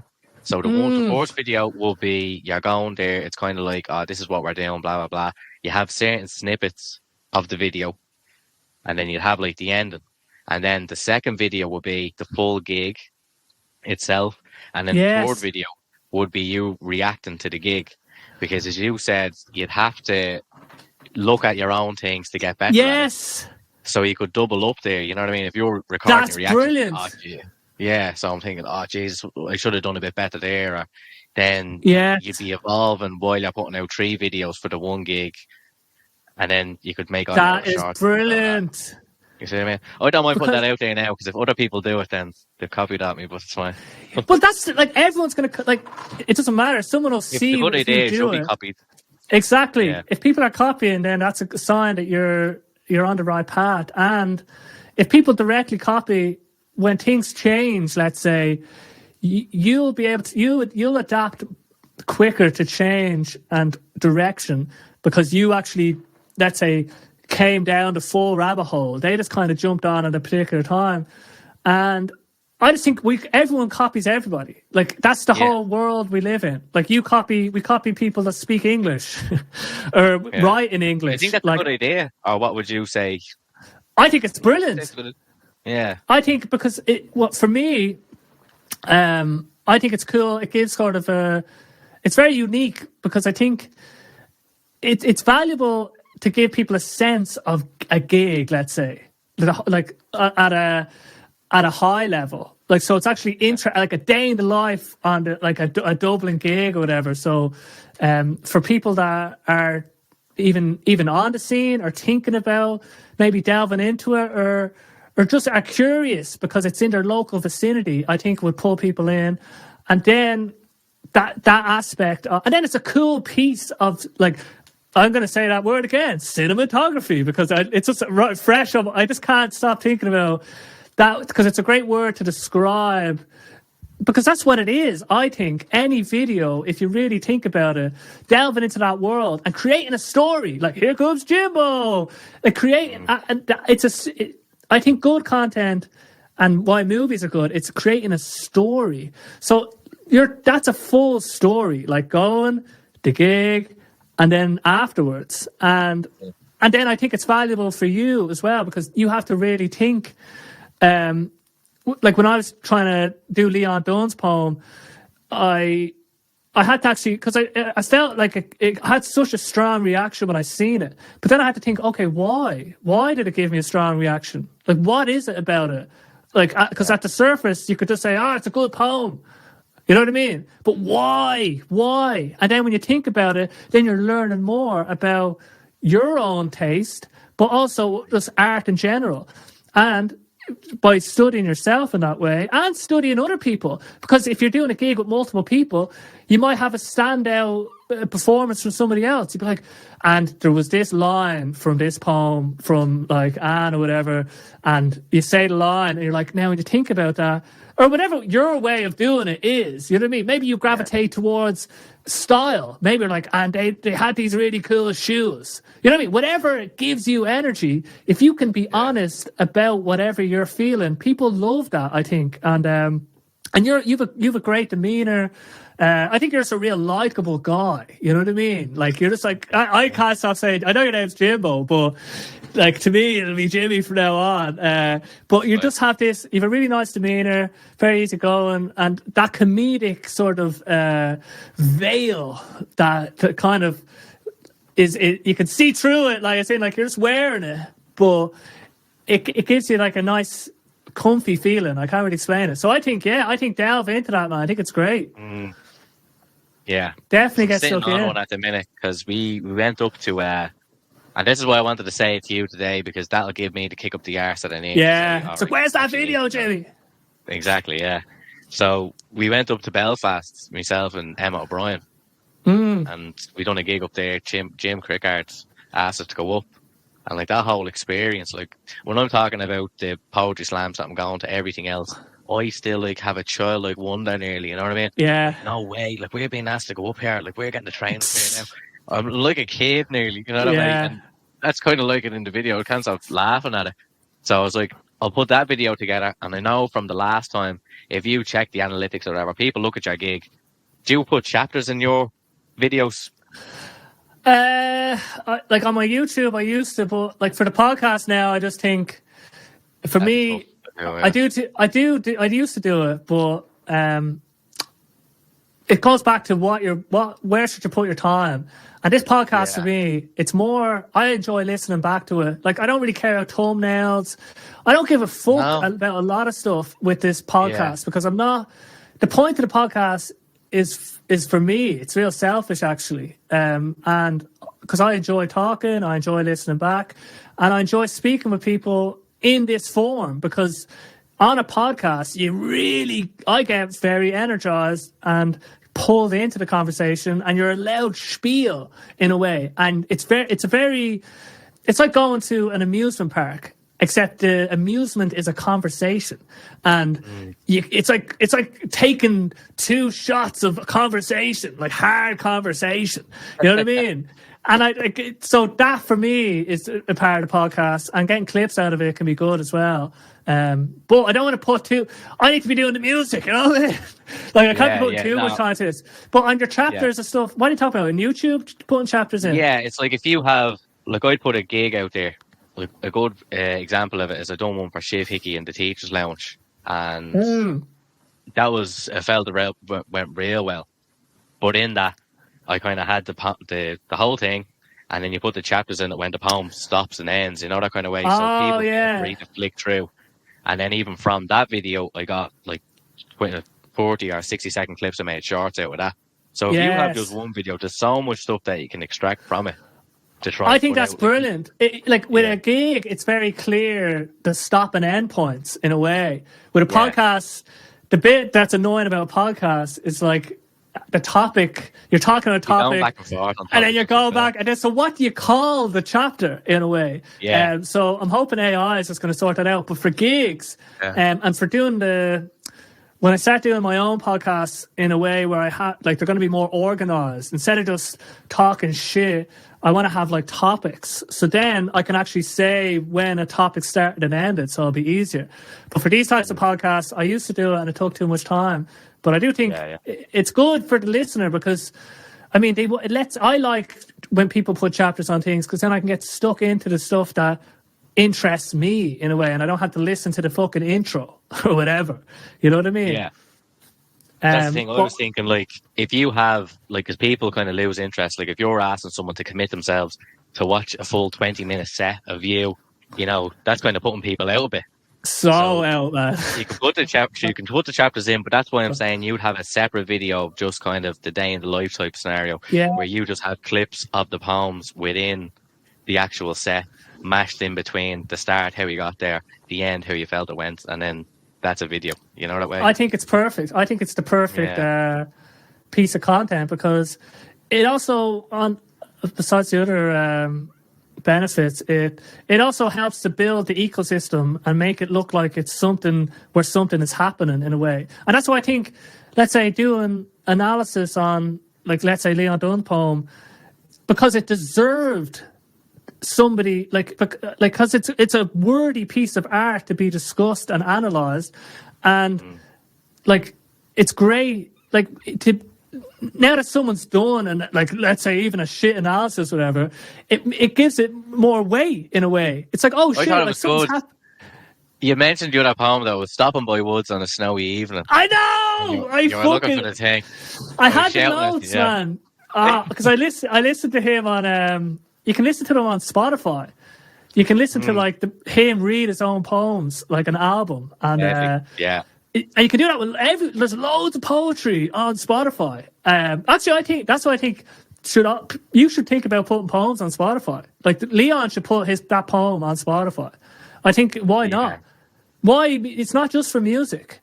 I do have a load of it, like a kind of records of it, because my sister reached out to us and she was like, "Where's that one, Living the Dream?" Like she was looking for that poem, and I was like, "Oh, it's probably on such and such." You know what I mean? But then I was like, "You have to kind of make it a bit more available." Like I don't have a clue how to get on Spotify. If I'm being honest with you, that's kind of the main reason. Just you don't go on Spotify anyway. You can figure it out, man. If you can figure out Instagram and Facebook and like all the video stuff. Anyway, you don't get too into it. But DistroKid, you use that to distribute, and it's like €20 a year or something, and you upload to them, and they upload to everywhere else. So that's the basic process. Okay. So so you don't work directly with Spotify, let's say, but on that side, it's like. And this podcast, if you think about it as well, we're two people, let's say, like in the Dublin, like music, poetry scene, or whatever. We're having a conversation, and it's like there's something happening, and it just adds more sort of weight to the ecosystem. So I think them gig videos, it's not like and I don't think, as I said before, this podcast, it's selfish, but it also makes me feel good that I'm at least contributing something back to the scene in a way, because there's no point in just trying to suck it. Like I just want people to like give me gigs and go and like look at me. But if we make the whole ecosystem better and we build interest in the ecosystem itself, then that's better for all of us because we're all in the ecosystem. You know what I mean? Yeah. So this is like, in a small way, a contribution. And the content you're describing, I think, would be a very positive contribution. And it doesn't have to change the world. Like, the thing is, local, I like the idea of having a local, hyper-local impact with the stuff I'm doing. Because if you think in that way, then it's very, like, let's say, right, who can you have the most impact on? Yourself, first of all. Then maybe your family. Then maybe your friends. Then, as you start building, then, okay, what about my local kind of community and area? But, you need to start from here and work your way out. You know what I mean? You don't have to think about, people in America or whatever. It's just like, you focus on trying, and not that you could anyway, because it's actually very difficult to build any sort of following and platform. But what you can do is really have a positive impact like in your immediate vicinity, and I think that's so fucking powerful. So I'd love to see that, man. Yeah, there's that. All right, and there's something else I done last year, and it was around the same time, and that's why I was recording the Casino Marino type thing. I was doing a poetic week, so the whole thing was I was going to go like day to day, recording gigs and showing people what the gig scene is like.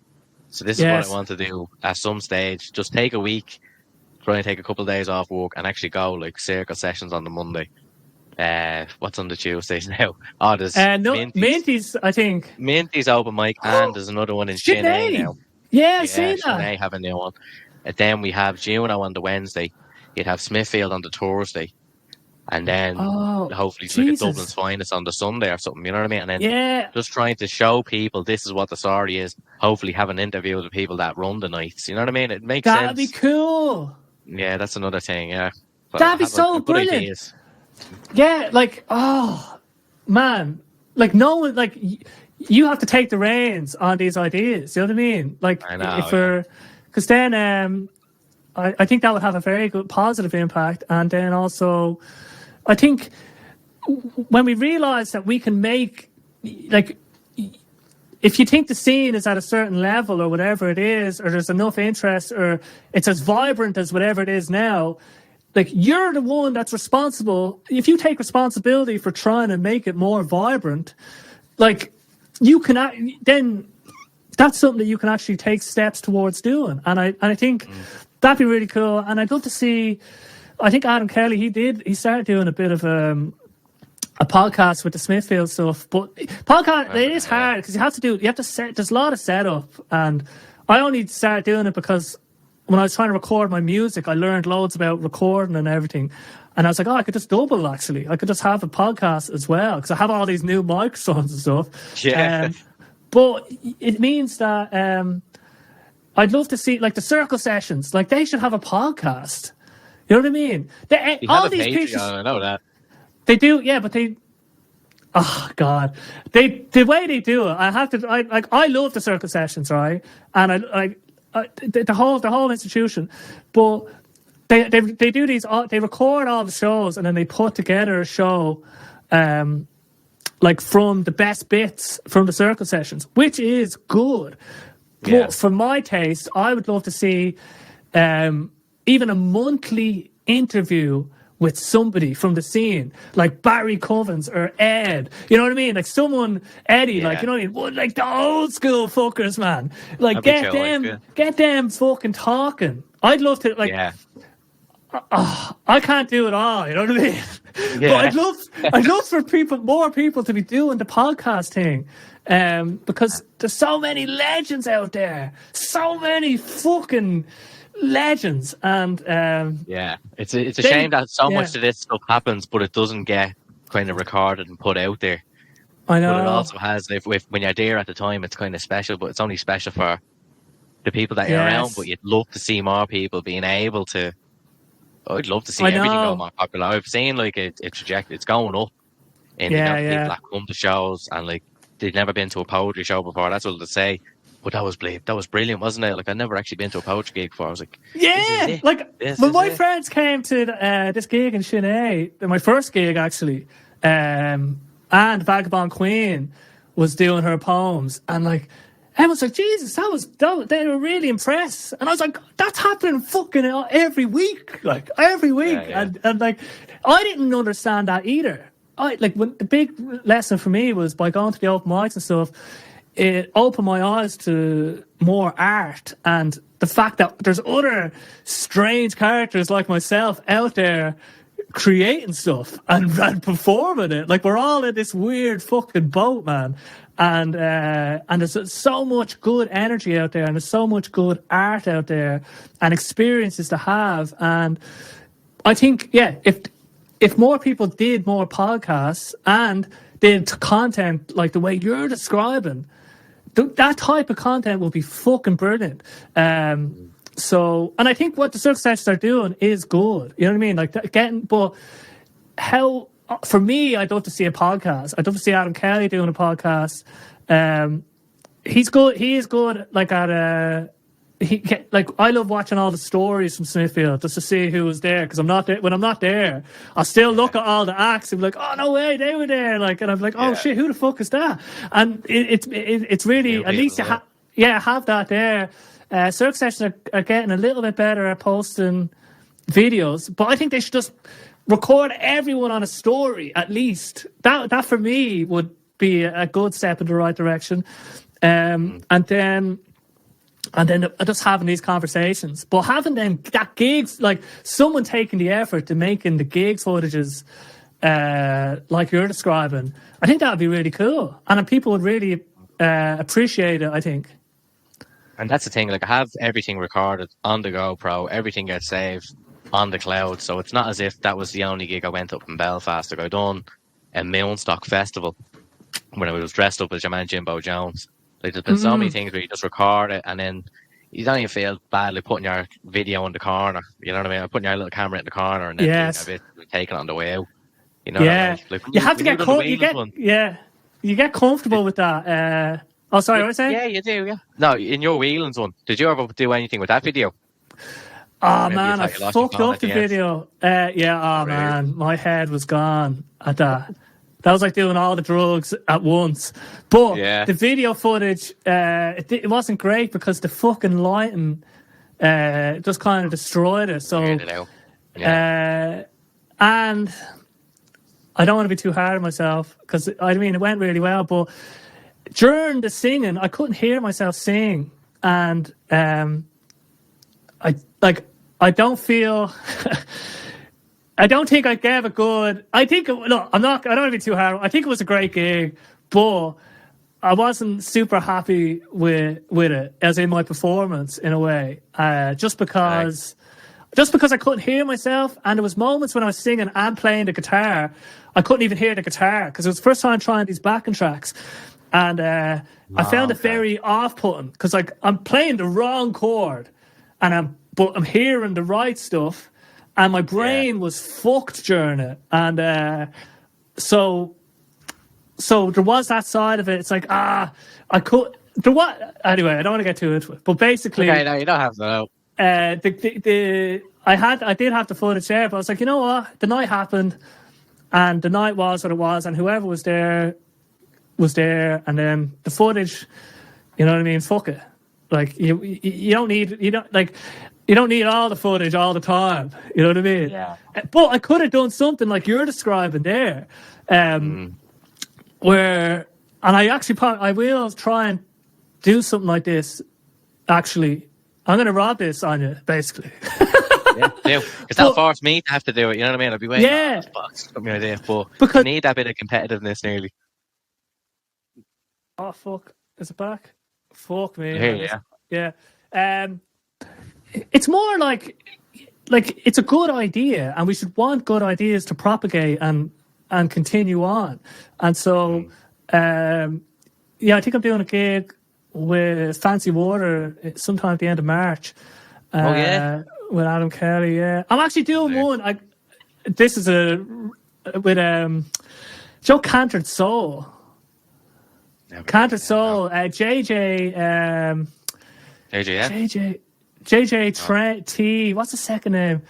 You're going to butcher me for that. I call him JJ anyway. But he started playing with them. They're a really cool band. They've loads of real good anthems. But I'm going to be playing support for them in July at the Worklands.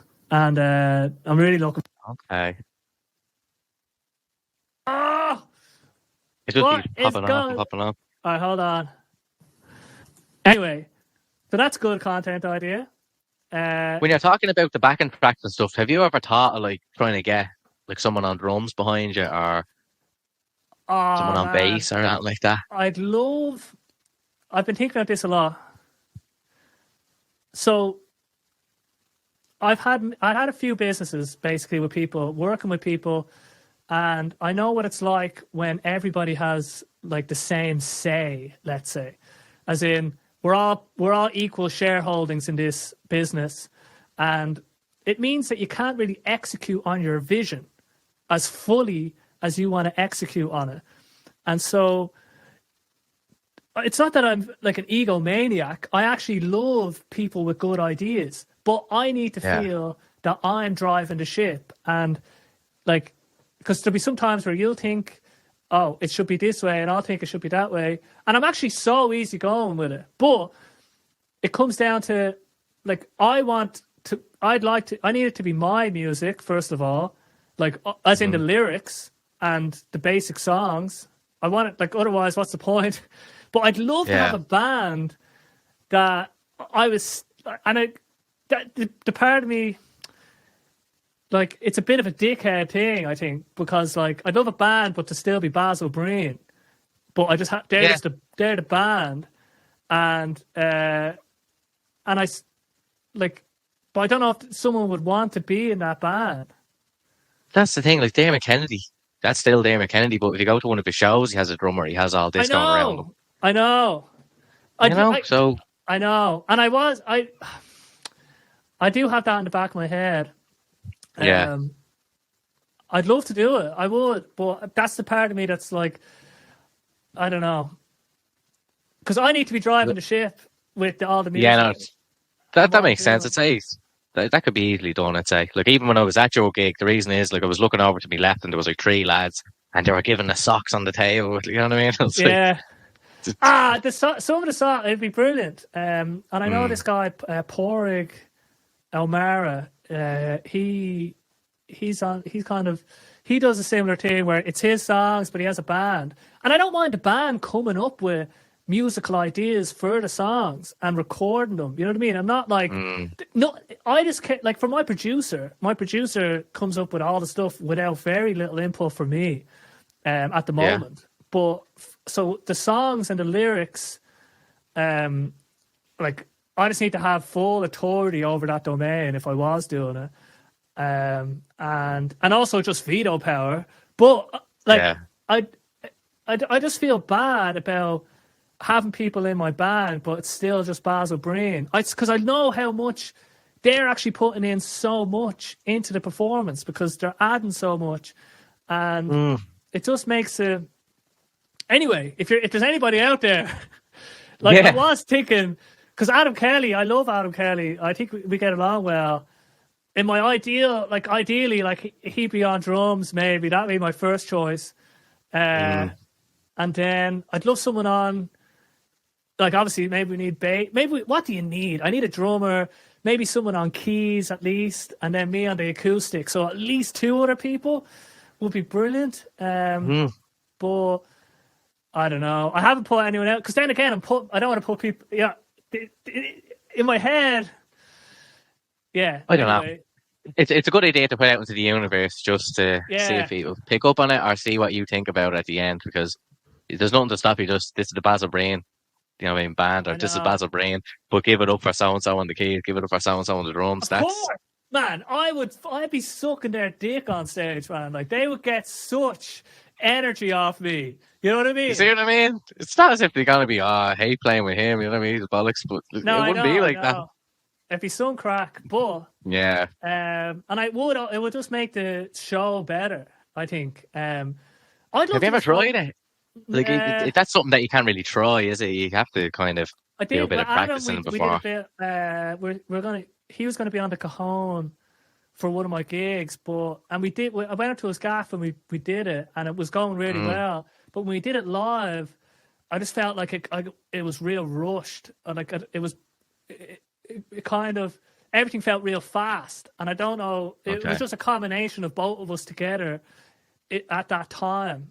I'm sure if we could definitely practice and work through it, but that really put me off because I wasn't ready at that time. Like I had the gig in a few weeks, and I was just like, "Oh, Adam, I'm not going to be able to do it." Like because I don't want to have to think that anxiety of like I felt real rushed, and it was like one of them times where I felt, "Oh, that didn't go well." But with enough practice, like I would get, because I need to get good at playing with the band as well. You know what I mean? It's not like anybody, and a lot of it comes down to timing. Like your timing, that's something you have to really work at in a way. Yeah. And but let's just put it out there into the world. Coming up with good ideas. We may as well just add that to the list. Yeah, I appreciate that. And but this podcast isn't about me. It's about Jimbo. And I don't know how much we could get into else, but I know that I wanted to touch on sort of the DIY merchandise. So you've delved a little bit into the merch side of things, with even printing out that poetry book was like the first sign. And then you've made t-shirts. You have your own printer. You've printed t-shirts for Smithfield. He's always represented. That's hilarious. But what made you think, I could just start doing t-shirts? What actually happened first? I met with President Higgins, right? Back. You're always name dropping this lad. In Northside, right? My sister was working over there, and he was opening up the library or whatever. And it was around the same time as Trump. Now, to be honest with you, the Make Ireland Grand Again merch, that all happened before the poem. Okay. But the first thing that I put out, I wouldn't be able to find it now, but it's like like a rusty old green, just cap with Make Ireland Great Again on it. Yeah. So I got 10 of them made up. Did I get them? I think I got them from Alibaba or something. But I just got 10 of them made up, and I thought it was the funniest thing ever. And I showed my sister, Pauline, and she goes, "What's it say, Make Ireland Grand Again?" And I says, "No, it doesn't say that, but it should." You know that way? So that's where Make Ireland Grand Again came from. Fuck. Yeah, so then after that, it was, okay, what do people like wearing? They like getting the bucket hats. So I was like, Illuminous. I'll probably have a bag of them somewhere. But it's like Illuminous green bucket hats with Make Ireland Grand Again on it. We brought all them down to Electric Picnic, and I brought about eight hats or something, and there was 8 of us. And then one of the fourth signs that this is a good idea was we all just walked up to the turnstiles together. And the man just looked at all 8 of us. He just goes, "God, go on. Just go on." Didn't check us, didn't do that. Just go ahead there. Ah, And I went in brilliant. and I was buzzing. And then another thing was that we were getting separated and we were looking around like, where are they gone? And you just see like an illuminous green hat, 2 of them walking there. So I was like, oh, there they are over there. So Ah, that brilliant. it was brilliant for finding each other and everything. So then I just went through different stages of it. I can't really remember which went by what came next. Yeah. But I think people are saying they'd love a cap. So I got green. Oh, these are yeah. No, I got the caps made up, kind of black and Brilliant. green. So I think these were stitched. Yeah, I got the hats off somewhere and then got them stitched over here. But it's gone through a couple of different things. Like there's a camo green one, but that comes from the Printify is a oh no, sorry, Printful. Printful, yeah. Printful are alright. Like it's weird the way it works out the money and stuff, but it's like I basically don't have to have a warehouse in the house. You know what I mean? Because there's been times where we just go through drawers and it's just book of hats. But like when you get rid of these, they're taking up too much space. So these are all kind of made to order. These ones. You're not swimming. It's like, what if the house is just fucking hats everywhere? Went up to the house before, and when you were saying about the t-shirt printing, so I was like, I don't use, again, this is what I'm saying about programs and stuff. Like I wanted to get good at what you call it, the Photoshop. I wanted to get good at Photoshop, but didn't want to pay for the program. So I'm like, all right, what's a program like that? There's one out there called GIMP. Did you hear about that one? Yeah. So GIMP. So I was like, I know. So I was just like, I'll thank you. It's a mad unfortunate name, isn't it? Like when I have to tell people about it. But I was like, you know what? I'll learn this one because it's free. I was the same with the likes of Blender. Learned that kind of a bit because it's free. Ableton, I ended up doing a bit on that, the free version. Yeah. I ended up splurging on that and getting the other version. Yeah. But this is what kind of happens. Do you know what I mean? So got good at that. So that's him wearing a little Make Ireland Grand again, kind of peak hat like that. You know what I mean? Hold on, it is actually like a warehouse, isn't it? And beanies, you know what I mean? Everything. So, but now it's kind of like I don't want the house to be a warehouse. Yeah. I just want to be able to a workshop. Yeah, I just wanted to be able to like grant you pay for that off the website that gets sent to you, and I get like a $5 or something. It works out as. Yeah. But it's still to feel guilty if it's you have to put up the prices because there was the time on the website that I didn't want to like have people looking at that say, "Well, 30 quid for a hat." I know. But then I put it down to 20, and then I'm losing a couple of quid every time you buy a hat. It doesn't make sense with Printful, like because of that. Yeah. But for me, my whole thinking then was like at least you get the logo out there, and it's good for publicity, even if you're losing a few quid. But then I kind of woke up to it and saying, "All right, no, that's a lot of bollocks. Don't be doing that. Put your prices up. If people are going to buy it, they're going to buy it." Yeah. You know that way. But between all the ones like your Printful, there was Printify. I think there was other ones like Gelato and stuff. But I kind of settled on the Printful just from dealing with all the other ones as well. Yeah. So I have all the suppliers. Are they? Yeah. Yeah. It kind of makes sense. Like, and I have it set up that it's all coming from places in Europe, so that the VAT and the shipping and all is a bit less. So I still have like all my bucket hats and stuff like that I haven't sold. Yeah. You know what I mean? Socks and all popping out.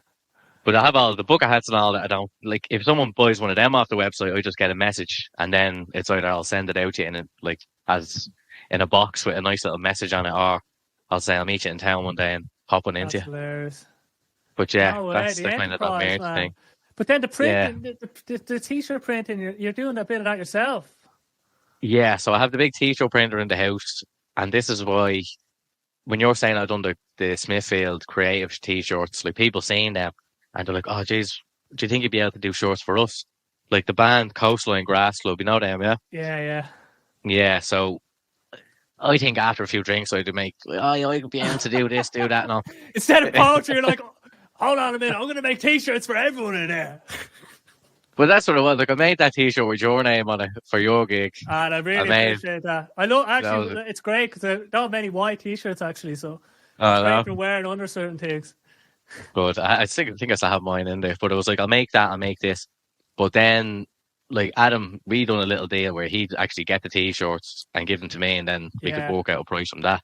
But these lads, the Coastline Gas Club, like I like them. I think they're great. But they had you could stamp it onto a shirt, and I was like, that's deadly. I'd probably go with that. But then you reached out and says, would you be able to look after our t-shirts for us? So I'm like, all right, what do you think? And then it came out that it was like front and back print and about 40 t-shirts or something. Jesus. I said it to me ma because it's up in the mother's house, and I said it to her. She's just like, no, you're not doing it, because she's the one that just helped me with it. We have to. You can She only do just so much, man. yeah. So she was like, no, just don't put the pressure on yourself. And as soon as she said that to me, I was kind of like relieved nearly. Yeah, because you didn't want to I do was it, like, probably. Jesus. It It would have been happens. cool to have Yeah. my name put on it, but yeah, I'm cool. Like just letting them know early on so they can sort it themselves. That way. You Yeah, don't put yourself out. Like that's what I learned with the podcast. In that, like, if you overpromise, like for too much for stuff that you don't actually want to do, it's going to build bad energy. So yeah, just say, like, it's so easy to say, because I did the t-shirts for Sinfield, so yeah, obviously I can do them for anybody. Yeah, that's what I do. But that, you don't want that to be your thing, really, do you? Like, you don't want to be Jimmy the no, fucking t-shirt guy. Like, that's just no. it's once. It's like every now and again, maybe. Like for Smithfield, I Yeah, understand that. You know what I mean? Especially if Adam's sorting some stuff out. But God, you don't want to be, because then you become the burden. You say yes to too many people. Suddenly you're back in the warehouse, and your man's like dressing not out. happy. Yeah, Yeah. but I like to doing the old, like I have load of t-shirts in here with just different stuff on it. Like I think I'll try Yeah. and get more into that, like Tony Montana with a Make Ireland Grand Again visor on and stuff. You know what I mean? Yeah. You're doing your own Me, clothes. That's so cool. Actually, yeah. because So yeah, my something like friend, that. or not my friend, my brother's girlfriend is real into thrift shopping, and Oh, she got real into it. She's so cool, and she has a very cool style. But when you start talking yeah, to thrift stuff, you can tell that she gets real into it, and it's like with printing your own stuff. There's even a next level of sort of personal style or identity attached with that, because now you're actually making it a little bit, and I think that's yeah, really cool.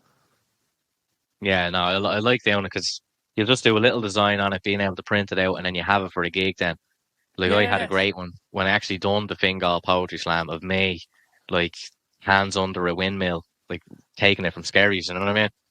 So That's, I'll so probably need to how? find it. So you can do that with GIMP. Yeah, yeah, You yeah. must be right handy with it. I I know the kind of the basics, that way. Like at the And then very how to cut start, things out. put things out, put it on, stick a little shadow on it, and then you're good to go. You know what I mean? Interesting. So No, but some of them this look one was quite good. good. Like the Mona Lisa one, I think I seen was good. The Mona Lisa, yeah, I got her with a load of badges, like a load of badges with her face on them, put them around the place. Yeah. I think I need to get stickers. Wait, like you like the stickers and stuff, don't you? Or was that just a couple for yourself? You love the stickers, don't you, you little dope? No. Because I want to try and get into it. There's a website that I use called like Sticker Donkey or something. And Okay. I originally the basilbreen.com on my guitar. I wanted to get bumper stickers. I just wanted a bumper sticker that said Oh, basilbreen.com. nice. But I had to Yeah, buy 30 of them because that's the only way I could get them off this website. So I still have loads of them. But I was just like, what else can I put this? And I was just like, oh, I'll just stick that on my fucking guitar when I'm busking, basically. I seen another guy do it and I thought it was very clever.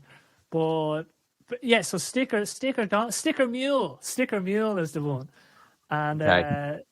you can get stickers done there. But yeah, you have to No, buy it's a in great bulk. idea to have it. It's a great idea to have it on the guitar. Like it's just straight away. Yeah. It's like there's no confusing. It's just like you might as well, if I'm putting myself out, especially if I'm busking and on the open mic scene as well. I mean, at your own gigs, it's not really. I mean, it's okay to still have it, but I think for just getting yourself out there, because the whole point, well, one of the points besides just improving as a performer and I guess becoming like getting to know people and going to these open mics is like trying to get your more exposure for your music, because I guess your art in a way, it's like, is art if it's just for you? And maybe it still is, but a part of me really thinks it's not art until it's consumed by somebody that isn't the creator in a weird way. Like, you can look at it and have, like, well, it still is art. Right? I'm not going to say it's not art, right? But Yeah. it adds, maybe what I mean to say is it adds another dimension to the art. Like, I'm not the only consumer. There's someone else out there that's consuming it. And that adds, like, it's different then, maybe, in a way. And I feel that the art itself, it feels like it wants to get out into the world in a way. I don't know. I don't know what Well, I you was think. told ages ago, right, by a fella, and every bit of advice I get, especially in kind of poetry scene and all, I always take it in. Like, Yeah. you don't always have to follow, but you always kind of take it in and kind of understand where it's coming from. But he said, always write something for yourself, Mm, because if you start writing for other people, like if you only write for yourself, that means that you'll always like it. Even if yes. no one else likes it, you'll always like it. Where if Mm. you start writing for other people, you're kind of trying to impress them more than your own self, and you just come a bit disconnected from it. So I I think don't, that's good yeah. advice. I don't think you can write for other people in a way. Like, even if you think you're writing for other people, you're not doing it. You're doing it like it's such a dishonest representation of what your actually truest self should be doing. And I think the only metric that I kind of use is like, is it giving me good energy? Like, do I feel good about this? And Yeah. that's kind of like, writing. How could you write? I suppose if you're thinking like that, it's the same with, like, let's say TikTok trends and stuff. If you start getting too into trends, it's so obvious that you're only now. Sometimes you might have a clever idea for the trend, and you actually think Mm. it's good and worth doing. But if you're just chasing that stuff and just like buzzwords or doing stuff because it's current, and it's not to say that you can't do that, because sometimes it will be honest. But if you're just doing it because everyone else is talking about it, people notice that. They can smell it. Like, you can smell it, man. I mean, you're saying about sharing your stuff as well. Sometimes I think, wouldn't it be terrible if you decided not to share your stuff? Like, if you were just in the house playing music for yourself and no one heard about Basil Breen songs, I just think that's an awful shame. And I remember Yeah. you saying something before. It was like, "Am I too old to start?" And I was like, "You're Mm. only too old when you're actually dead. Like, that's too old." Yes. You see what I mean? Exactly. Yeah, and that's a part of me. There's loads of good quotes around this, but it's just like, how many people have gone to their grave with their song still in their heart. And the song could be anything. It could be, oh, I didn't ask the girl out. I didn't tell my boss to fuck off. I didn't do what was true to me. And I Mm. think with art, in a way, it is a shame if you're because I guess, well, maybe some people probably do art in a way that's probably just for themselves as a way to work through stuff. But there's like a compulsion in a way when you're proud of something. When you're Mm. proud of something, it's just inbuilt into us. If I caught a fish and my like, I was like, look, I caught this big fish, like back in the tribal days. I'm proud of it, and I want to show, and I want to see, like, what's the response. And it's like, well done. It's like, I know, right? I did it. Look Like, at this this is, fish. yeah, look at this fish. And in the same way, there's like an innate sort of well, I'm speaking for me, my personality type anyway, is that, oh, I believe I've done this really cool thing. Mm. What do you like? Look at it. And then Yeah, yeah, it's like, do you know when you saw someone a really good song that you really like, and they don't like it? You know what I mean? They're just yeah, like, but you're like, oh no, but wait, this little bit up here, and then they're just like, ah, no, man, it's just not mine. yeah, yeah. But I don't know what it is. It's like there's an energy associated with wanting to share, I guess, and it would be a shame if we didn't. It's just like, why not? I just think we help the evolution of art. You might think that you're like, anyone that hears anything out of your mouth or from your creative repertoire or from your efforts will be impacted in some way, and we don't Mm. know what way, and we don't know what way people's psyche or subconscious is going to react. And if we feel positive and good about what it is that we're bringing to the world, there's hopefully a good chance that it will just have a positive impact in some way. And you're helping art evolve, I think, because as we're creating art, like we're creating it based on our time and place here and now in like 2024, but we have the whole history behind us. That's the only reason we're creating in this particular way. I'm gone, am I? No. I was gonna say, you know, the way you say like the best time for music was like the 80s, but we can listen to that stuff now. So are we not spoiled in that way? Like, was it the case that we can't see these people live? What would Oh you say is the man, difference between that? Like, you know what I mean? Because we it's have everything. I know. And the problem, the real problem is like we've only been making, let's say, record music for, God, 50, 60, 70 years. Like in 200 years, there's just going to be like, I mean, Spotify, they get like however many thousands of songs a day. There's just so much art. Like when you create art, now you're like, basically, people can only give attention to so many things. And you're just another little drop. And I think back then there was more of a novelty maybe with recorded music. Now there's just so much of it. Everyone can make it, and there's not as much barrier to creating it. That it's not as sort of because everyone can make it. The sort of the bar. The bar in the 80s or whatever was real high because it like the only people able to make music were like savants of their instruments and like God, Yeah. look at the Prince. guitarists of Fleetwood Mac and anyway. But Yeah. the point is that, and I think music was less of a commodity. I think it's more of a commodity now, as in, there's a creator that I started looking at. And he's trying to create a song a week just to create a catalogue of songs. But the quality of the damn songs isn't going to be as good. And he's just seeing it like from it's a product. So music has become a sort of a product. Instead, before, it was more because it was for art, let's say, maybe. Or Yeah. it was more from that place. So we're doing it because of the music instead of actually trying to just get money out of it or something. Yes. Now, it's because everyone can do it now, and everyone is doing it. So it just changes the dynamic, and the people that are more economically minded and more trying to game the system, because Yeah.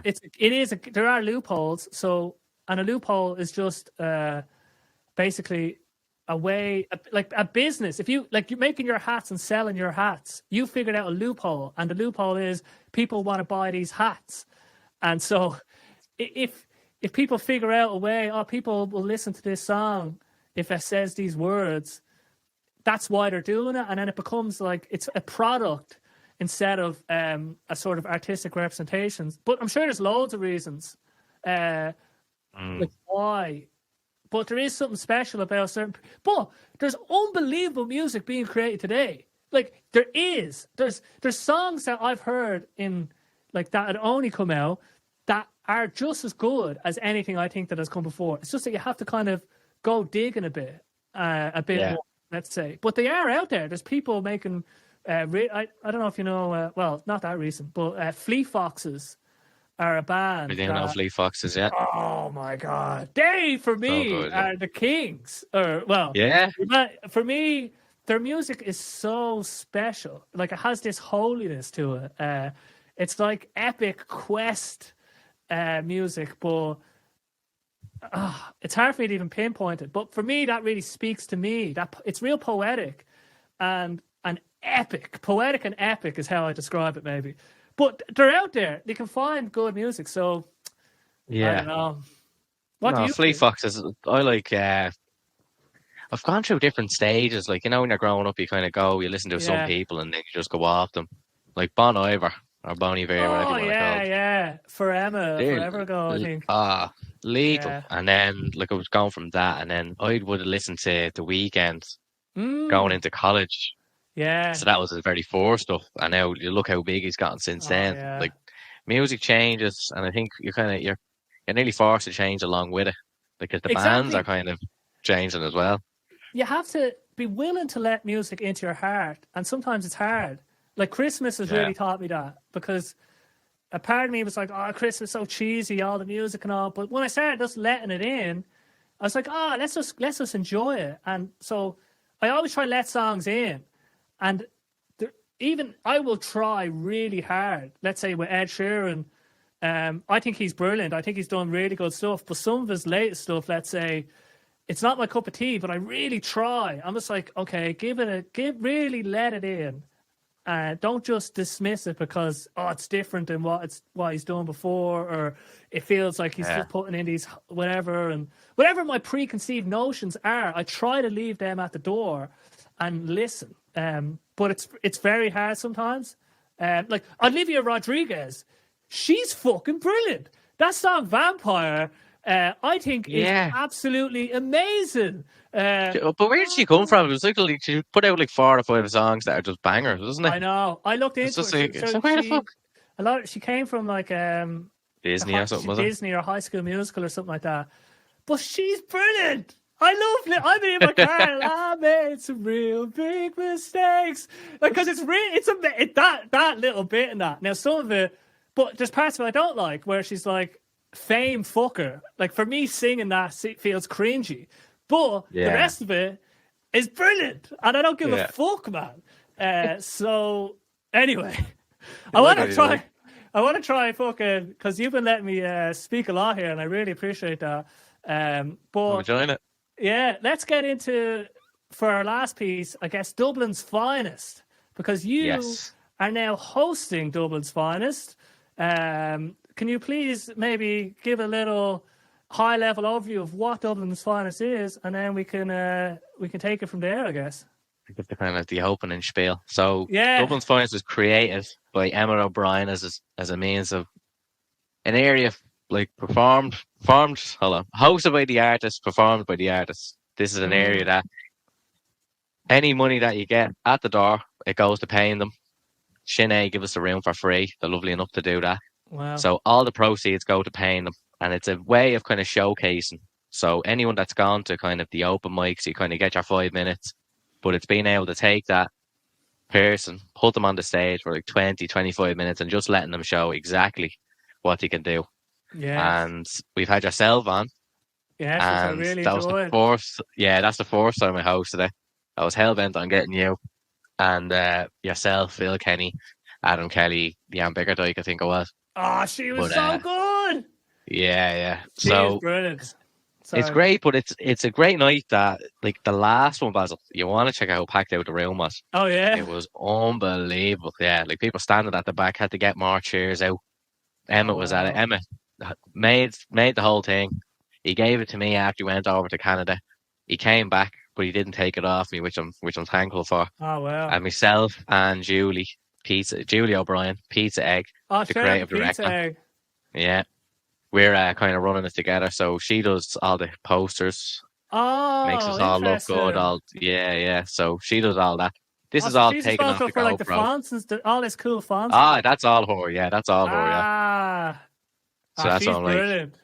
She's deadly. Yeah. All these people, all the space stuff as well. That's what I said it to her. I was like, use this as kind of your canvas to put out whatever you think. Like, I'm easy. Like. Yeah. Well, look at all this. It's all dead cool, like, you know what I mean? That's actually really cool. That. And then we record all the gigs, send all the people that have performed their clips. So if you follow them online, hopefully they'll be putting out their own stuff. So you put up your video. Phil Kenny put up the video. The other day, Dove Lee put up one of her songs from it. So that's just the way, just getting more videos out there, more promoting more people. The ecosystem. I like the recording. I think was brilliant. Yeah, and then that's what I was going to say as well. I was thinking, like, would I put videos out on YouTube of people's poems and just name it after them, or is that bad form to do it on my own personal one? And would I be better off making a second channel? Oh, interesting. Do you have any thoughts on that? I'm asking you for love advice, I think. So, what, as in, you want to basically start putting up the videos yourself? If you were to put up like certain clips of people, and they're kind of one poem or whatever, or one song, I don't know if it'd feel good putting it out on my own personal YouTube. So would I have to make a separate one for Dublin's Finest? But then again, I I don't really definitely want to think run two channels. You know what I mean? uh, it is difficult. I don't think you want to Yeah. put it on Jimbo though. Not No, for you'd want a just for separate. your for well.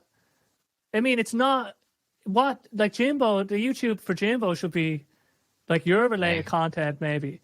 And Yeah. what's wrong with making another channel? I don't know. I was, yeah, I suppose I I, haven't really put mad effort into this one. So I'm like, yeah, of course. But I think, yeah, if you were going to do like, I just think keep a separate entity in a way, mm, and just because, well, just because it makes it is actually Dublin's finest. It's not Jimbo that they're performing on. You know what I mean? that's actually a good show. Yeah. And I think that would be Um, good. And then, yeah. but yeah, If anything I know happens what to you me, if mean. I didn't have to host it, then at least there's another thing there. Like the Instagram now, that's doing quite well. Exactly. Like But Dublin's finest yeah, now is like an institution that is building and growing legs. So I think if you are going to do anything with YouTube or just anything, it should be just under the Dublin finest name. And then that yeah, way, I mean, because you're still Jimbo. You know what I mean? You're not like Dublin finest isn't all who you are and what you're going to do, I guess. You know what I mean? mm, But I think it was really good idea to record like this, all this stuff here. Like yeah, now, Adam Kelly is good at that. Circle sessions are getting there a little bit, but I'd love to see everyone doing more just videos, more recorded stuff, yeah, because it's such an opportunity. Now it's easier with Dublin's finest, I guess, because it's once a month, and you don't have to yeah. commit every week to make. Because God, it would be difficult to do it every week. But if you had someone helping you with it, like are you doing the video stuff then, or? I'd be doing the video stuff and then sending the video to Julie. Like I think this must have been one of the earlier ones. I think. Yeah. Yeah. So I was getting the video, making them, putting them together, and then sending them to Julie, and then she'd put the kind of the effects around the backgrounds and all that sort of stuff to give it a kind of its own Okay. identity. You know what I mean? Like Yes. she takes all these pictures. Like that's her. Yeah. Ah, Yeah. It's that's so just cool that you have someone that's legit in this space. yeah. I know. Yeah. But yeah, so I think, yeah, now it will be difficult to do this every week. Let's say if you imagine you were sending her fucking like 2 hour long video or however long it is, like every week, or trying to sieve through. I used to record my busking. I used to have a 360 camera like yourself, and Yeah. when I Yeah. started off, I was I mean, there's so much footage. Like people only know me, let's say maybe the last year or so, but if you go, oh geez, I won't be able to go back, will I? But if I can go, I'll keep scrolling while I'm doing it. But I used to just record all my busking sets with the 360 camera. But when I had to go through and edit it, it creates so much work. And then Yeah. eventually I was just like, this is creating more work than what it's worth. But Mm. apparently with the new GoPro, the GoPro Max 2 360 camera, they're going to have an AI feature that will basically auto frame and auto edit your videos, which would be Yeah. really cool. So it'd be like having a little editor assistant. I'd like to look that up. Like I Yeah. have the Insta360 X3, Mm, and how you edit it on it is actually it's quite user friendly. Like it's just keyframing is the best thing. So yeah. if you, for example, you have yourself recording there, if someone's going in the crowd, keyframe them doing that, zoom in on them a little bit. You know what I mean? Just so you have it. Yes. Yeah. So when I was doing Yeah, this, see it's what I like, mean? yeah. Now when I can edit them, but it just takes time to edit them.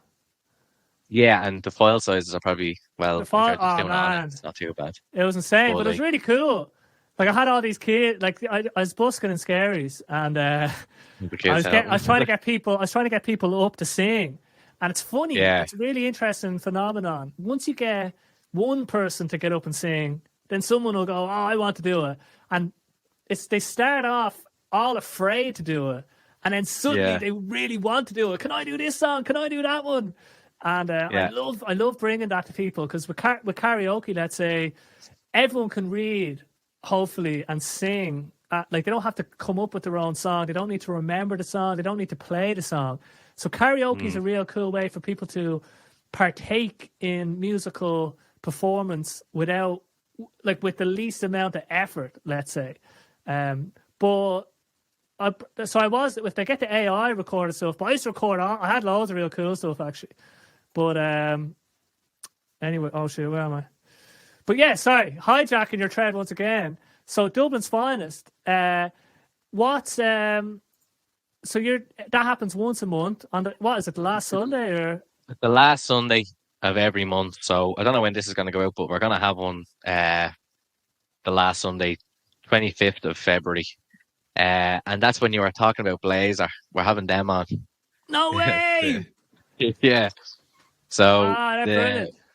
yeah, so I think that they're probably down a drummer, but they're gonna do like a little acoustic thing, I think. So we have Blazer, Yeah. we have Luke Clerkin, Oh shit. and we have John Cummins. Do you know John Cummins? No.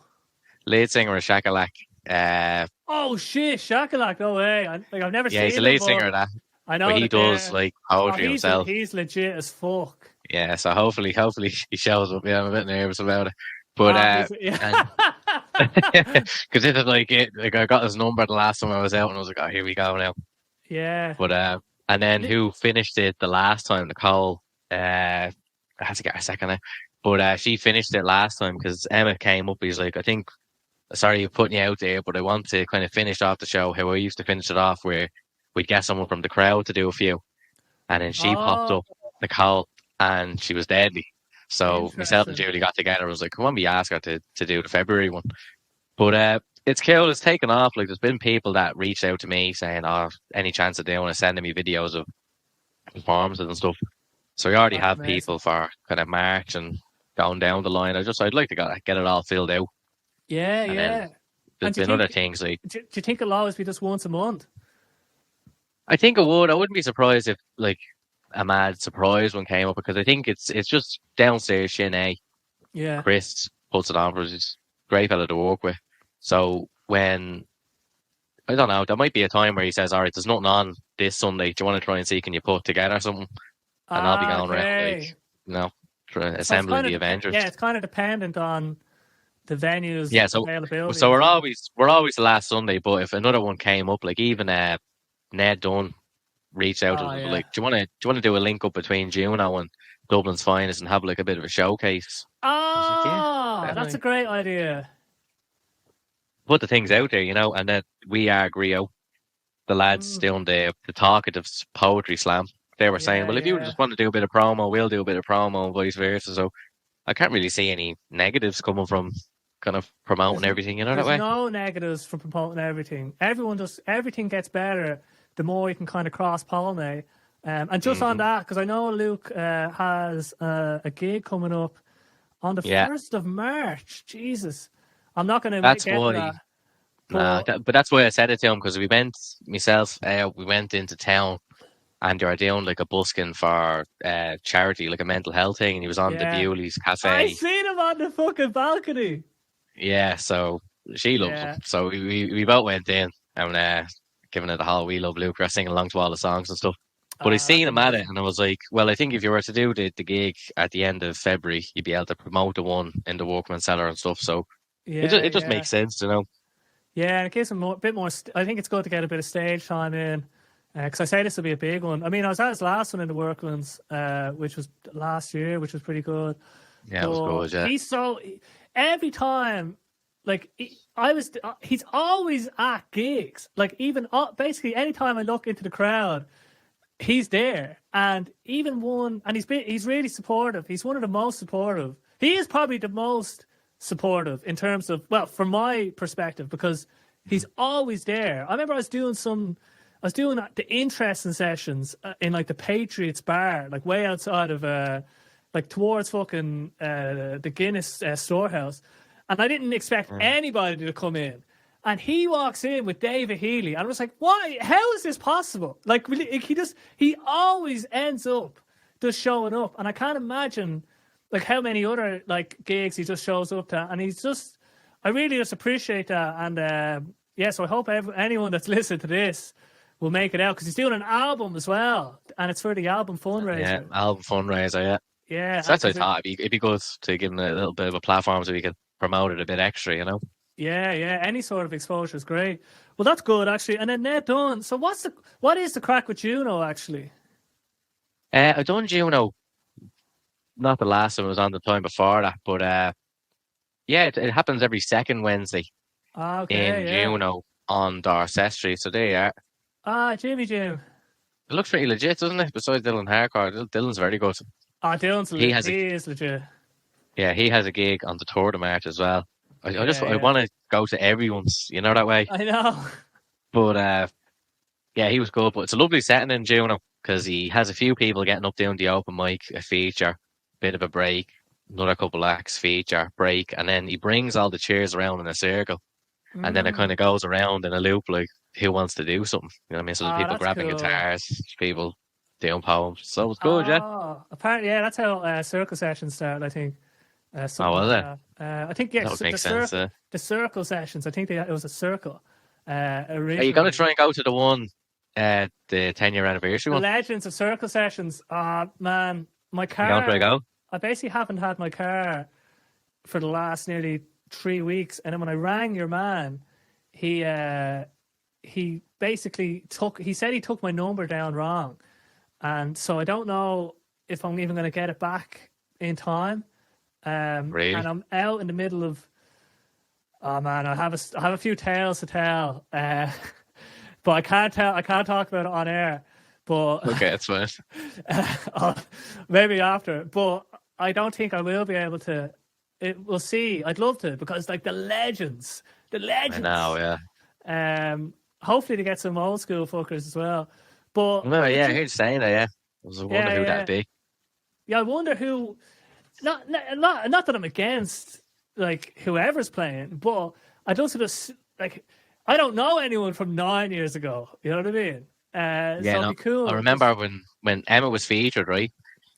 When the last time we went there, Emma was featured, and Seamus and Roisin actually like took a back seat and they let someone else go up and introduce him because he was there before them. Oh wow! Like, no way! This is like that the history is or something. You know what I mean? Yeah. So I love that. The lore. You know what I mean? Yeah. Because it's been there for 10 years now. I think you mentioned something else with the Ruby sessions as well or something. I've never actually been to that one. I've never been. That looks legit. Yeah. I see a lot of like sort of like mid-level people playing that. Like it seems like that's you have to less of an open mic, it's a bit. Yeah, it's an invite or something. But this looks cool. Yeah. The circle. I love that legends. I love that word. You know what I mean? It's very powerful. And then once you've played this, you can actually say that you were a fucking legend. There's a few cool people playing. But yeah, so anyway, there's lots going on. And you're helping this world with Dublin's Finest. So what do you have anything in mind for Dublin's Finest? Like what would you like to see happen with Dublin's Finest, like in whatever that means? I think the last one was the best kind of result that we could have got, like the amount of people that were there. Yeah. Because all the times before that, like even in the November show, which was the last one that we done last year, they had the riots in Dublin the day before. So we were even thinking, will we cancel this or will we go ahead? And we're like, no, we'll go ahead with it. Of course, people are afraid. Yeah, but people are afraid to go into town nearly, you know what I mean? So the crowd wasn't great. So when we came to this one, and you had Emma O'Brien, you had Left Iris, Hannah McGinn, who's supporting Luke Clerk, and Jason Stone King. He was over from France. He was deadly as well. He wrote a book for the night. There was so much hype generated. Ned Dunn was doing it as well. Oh, so much, yeah. It was so good, and it was just, I'd like it to be like that all the time. Yeah, it's just because it was a great vibe around the place.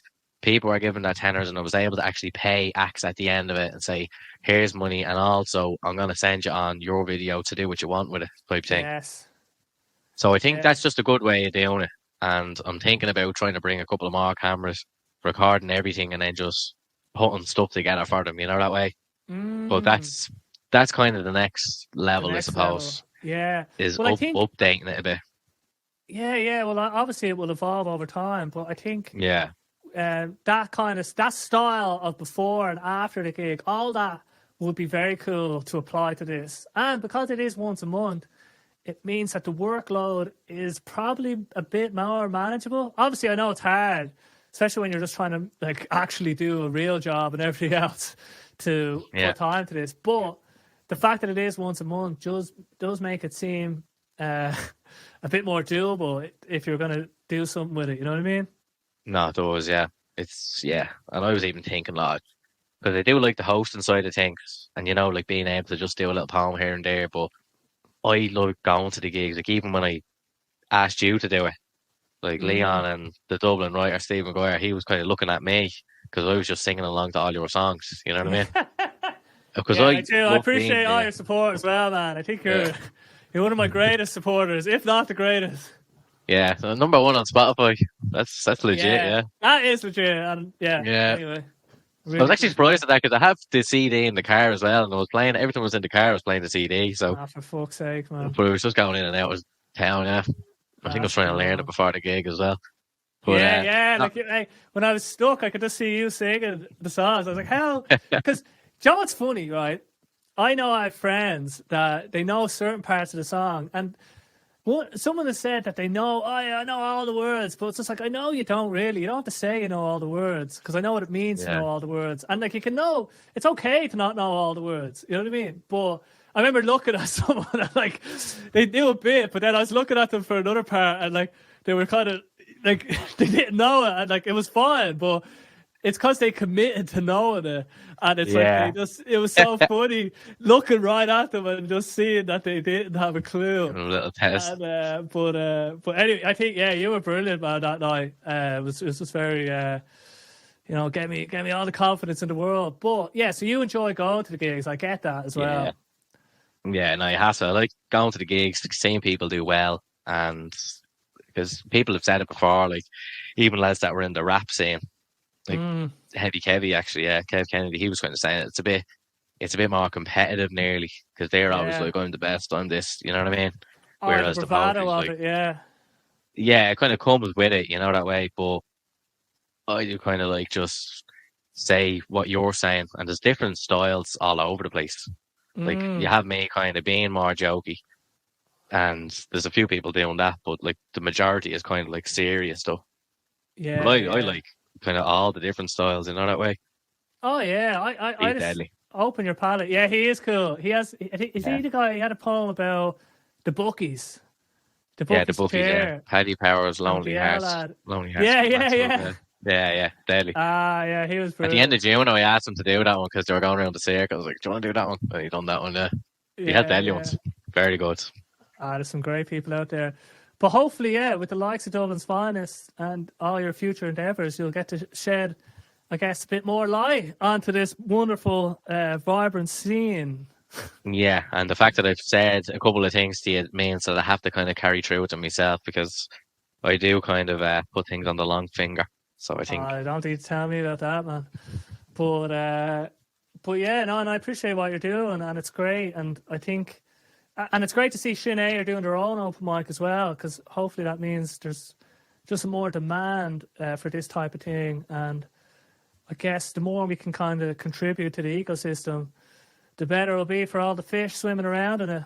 That's it. So, but yeah, I don't know if there's anything that you missed out on getting to I missed out mention, because we've been fucking nearly 3 hours here. Obviously, we'll cut little bits of technical difficulty out. I don't know. You like the thing about the date at the start. A couple of other facts. Dance Central. Dance Central? Dance Central, the game for the Xbox. When the Kinect came out. No? How do I When the Xbox 360 with the Kinect came out, there was a game called Dance Central. No, it doesn't matter. No, but it was number 2. I was number 2 in the world at one of the songs on it. Dance? What is it, like like Rock Band or something? Kind of like that, except you have someone dancing on the telly and you have to follow the moves. Like it's like like Just Dance, whatever. Yeah. You were number 2 in the world on one of the songs. Yeah. What did it take to get to number 2? Oh, it was hard. Yeah, it was like a Chinese name ahead of me, and It was like, that's so funny. Not even a Yeah. person. It was just a Chinese name ahead of me because I could see it's the name. That fucking Chinese name. But that's it. I was just stripped to the waist, just dancing in the house. I was like, will you stop that? That's But yeah, nuts. that's an achievement for you. Jeez, I need to look. We I all don't know need to whether there look was into something that. else. Yeah, with the looper thing as well. I think I wanted to say to you about like if you have your microphone hooked up to it, your voice itself is like an instrument. If you could I do loads of stuff know. with that.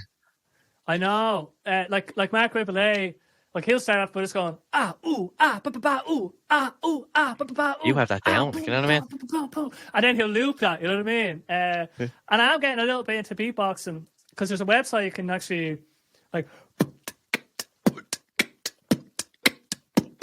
like you can learn how to make the mouth. Like kick is like, but you don't Okay. actually the bit. Anyway, that's tricky about beatboxing is breathing through your nose at the same time. Like, because if you just go, you don't actually need to breathe to make these noises. Like, you can hold, like, but you have to try breathe. Anyway, don't get too into it. And hats are just Okay. like, and that's kind of like a. Are you planning on doing some of that for the next album, not the Tower of Basil there? So the one I did have planned was the Holy Man, and that's like a totally different. Like all my songs are like lots of them are happy, but the Holy Man is more. It delves into my struggles with morality and sort of mortality, actually, should I say, and just the darker side of Basil Breen. But I for the next one, I think I'm just going to try just keep them simple. I don't know what I'm going to do, man. I'm actually just because my producer does such a good job. Yeah. But it costs a lot of money. It does. It costs. Are you doing something with Abbey Road or something? I think you're saying you say. I get it mastered at Abbey Road. That costs 160 a track. And I'm just doing that because we did it before and it worked, and I don't want to fuck with the system, but I don't know. The money, it's the money. If I was a millionaire, I'd just get Rick Rubin, you know what I mean? So Yeah. You have to wait for AI. And I think yeah. I don't really have much else. I wanted to say Final Flame is my favourite song. And I think a good song to end your gig on. Do you already have one kind of picked out, or what do you think would be a good song to end your gig on?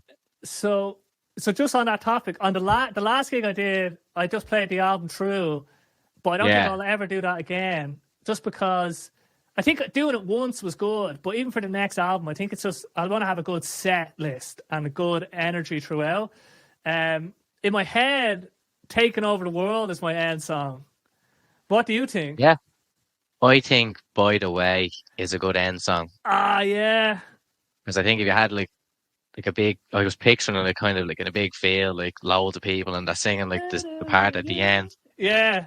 Shameless release. And you know that one? Yeah. That line, and then you have the big You at the end. me someone to be. You know, I you can love picture that yourself. song. Yeah. But that's what I was thinking. That'd be a good one to kind of end on. You know, everyone would be there kind of singing along that part, you know? So, yeah. You know what? I'll next time I'm doing my set list, I'll run it by you, actually, because it is good to get just some out. Not that I don't have to listen to you, but just I'd appreciate your feedback. Because exactly the decisions. It is a good point. And I think wait till you hear. I have another song called. I might give you a sneak peek now. Not now, but after. It's called Poetry, and it's actually. I won't get too into it, but Final Flame and Poetry, I wrote them at the same time, and they're two sides of the same coin. Like, Final Flame is like not working out, and then Poetry is it working out? So, but Poetry, it's very like By the Way. It's like By the Way too. And I think I love it. I love singing it. I think it's my best song for my taste anyway that I've done. But I'll leave it there for now. But good. I do appreciate all the support. I appreciate that you enjoy the music, because we obviously have similar tastes, I guess, in music. Because I mean, I like them, so if you like them, then we're on a good page. But I really appreciate what you're doing, man, at Dublin's Finest. I appreciate your demeanor. I appreciate just your style of poetry, and you're just a great lad just to to feel, you give it such a good energy, especially to me, like with just making the effort to buy my CD or the T-shirts, and just even bringing that T-shirt for me to what gig was it? Was that Luke Lurkins or Emma O'Brien's?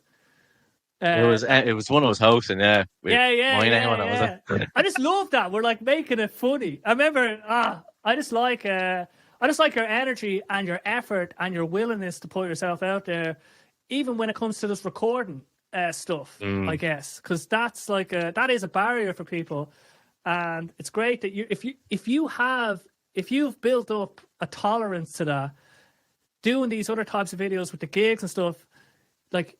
People might find that people find stuff like there's stuff that I would find embarrassing. Like if I had to record myself on a chair or something, I'd find that embarrassing. Talking in public is like recording myself in public. I feel embarrassed about. But why should we be embarrassed about it? Who gives a fuck? We're all gonna die. Exactly.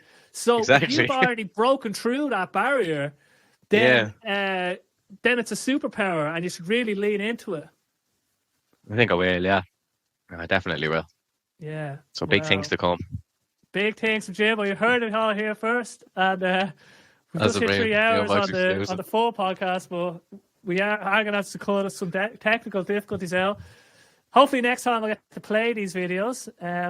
But anyway, we will leave it there, and we'll catch you in the next one.